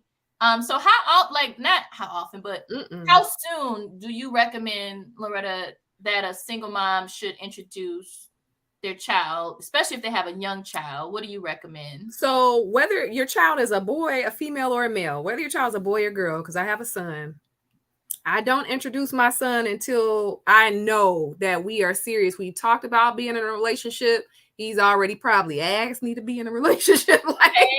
And I'm that way. Like it took 1 year when I was dating my last serious relationship, it took 1 year for him to even know where I lived. I didn't invite him to my house for an entire year. I had a lot of standards. I still do, but I am that way because your children get attached. It's different if you get attached because you're an adult. It may, and not to say that it's easy to break off that relationship or go through those emotions, but when your kid gets attached, and then that's another disappointment in their life, and then you have to explain why they're no longer around. That's why I say wait as long as possible. Of course, you want to make sure that your children have a good rapport with them and they're good with kids, or they even like kids. Absolutely. It's ways you can do that. You can go to different events and do different group things with children involved to see what's his reaction around children or how involved he gets with other children before introducing him to your child or children. And so I wait at least for the last serious relationship. It was probably at least a year before maybe a year and a half before he even saw my son. My son was just a figment of his imagination because I'm very overprotective when it comes to that. And I think men respect that. Oh, absolutely. From what I'm getting out here in these internet streets, they don't respect when a woman is quick to have different men in and out of a young person's life and house and all that. But if the woman is being careful and selective and taking time, I think overall they respect that. Definitely, like they said, wisdom. So amen. Well, praise God. Thank you, Loretta, for sharing. You're welcome. Thanks for having me on. Yes, and again, if you want to connect with Loretta, you can do so through her website. I'm trying to find it. Or Instagram. I'm on Instagram at money_goal coach. You'll find a lot of helpful tips, a lot of videos on like different things that car insurance cover that we didn't know. Also have a YouTube channel, Talking with LP. You can also go on Facebook, and I believe my Facebook handle is, let me try to pull it up really quick. So is this your Insta handle here? Money_goal coach. Is this right in the chat? Yes, it is. But if you go on my website, I mean, it has all of it has all your links on there. Absolutely. I think that's all the way at the bottom. That's one-stop shop for everything is to go on her website. That way you can connect with her, follow her. Absolutely. All right. And there's videos on there too. So I've got a ton of videos. there different things. Yes, there it is. So. Okay, well, thanks again, Loretta. And like I said, we'll connect soon, and I'll see you virtually until then. Okay. And thanks for sharing and taking time out, absolutely, your family, and happy Valentine's Day to you and Valentine's to everybody. Day. Yes, and everyone enjoyed it as well. So thank you guys, and I'll see you guys in the group. Make sure you join in the link in the description, and I'll see you guys online. All right, have a blessed night, everybody. Be and stay encouraged. Peace.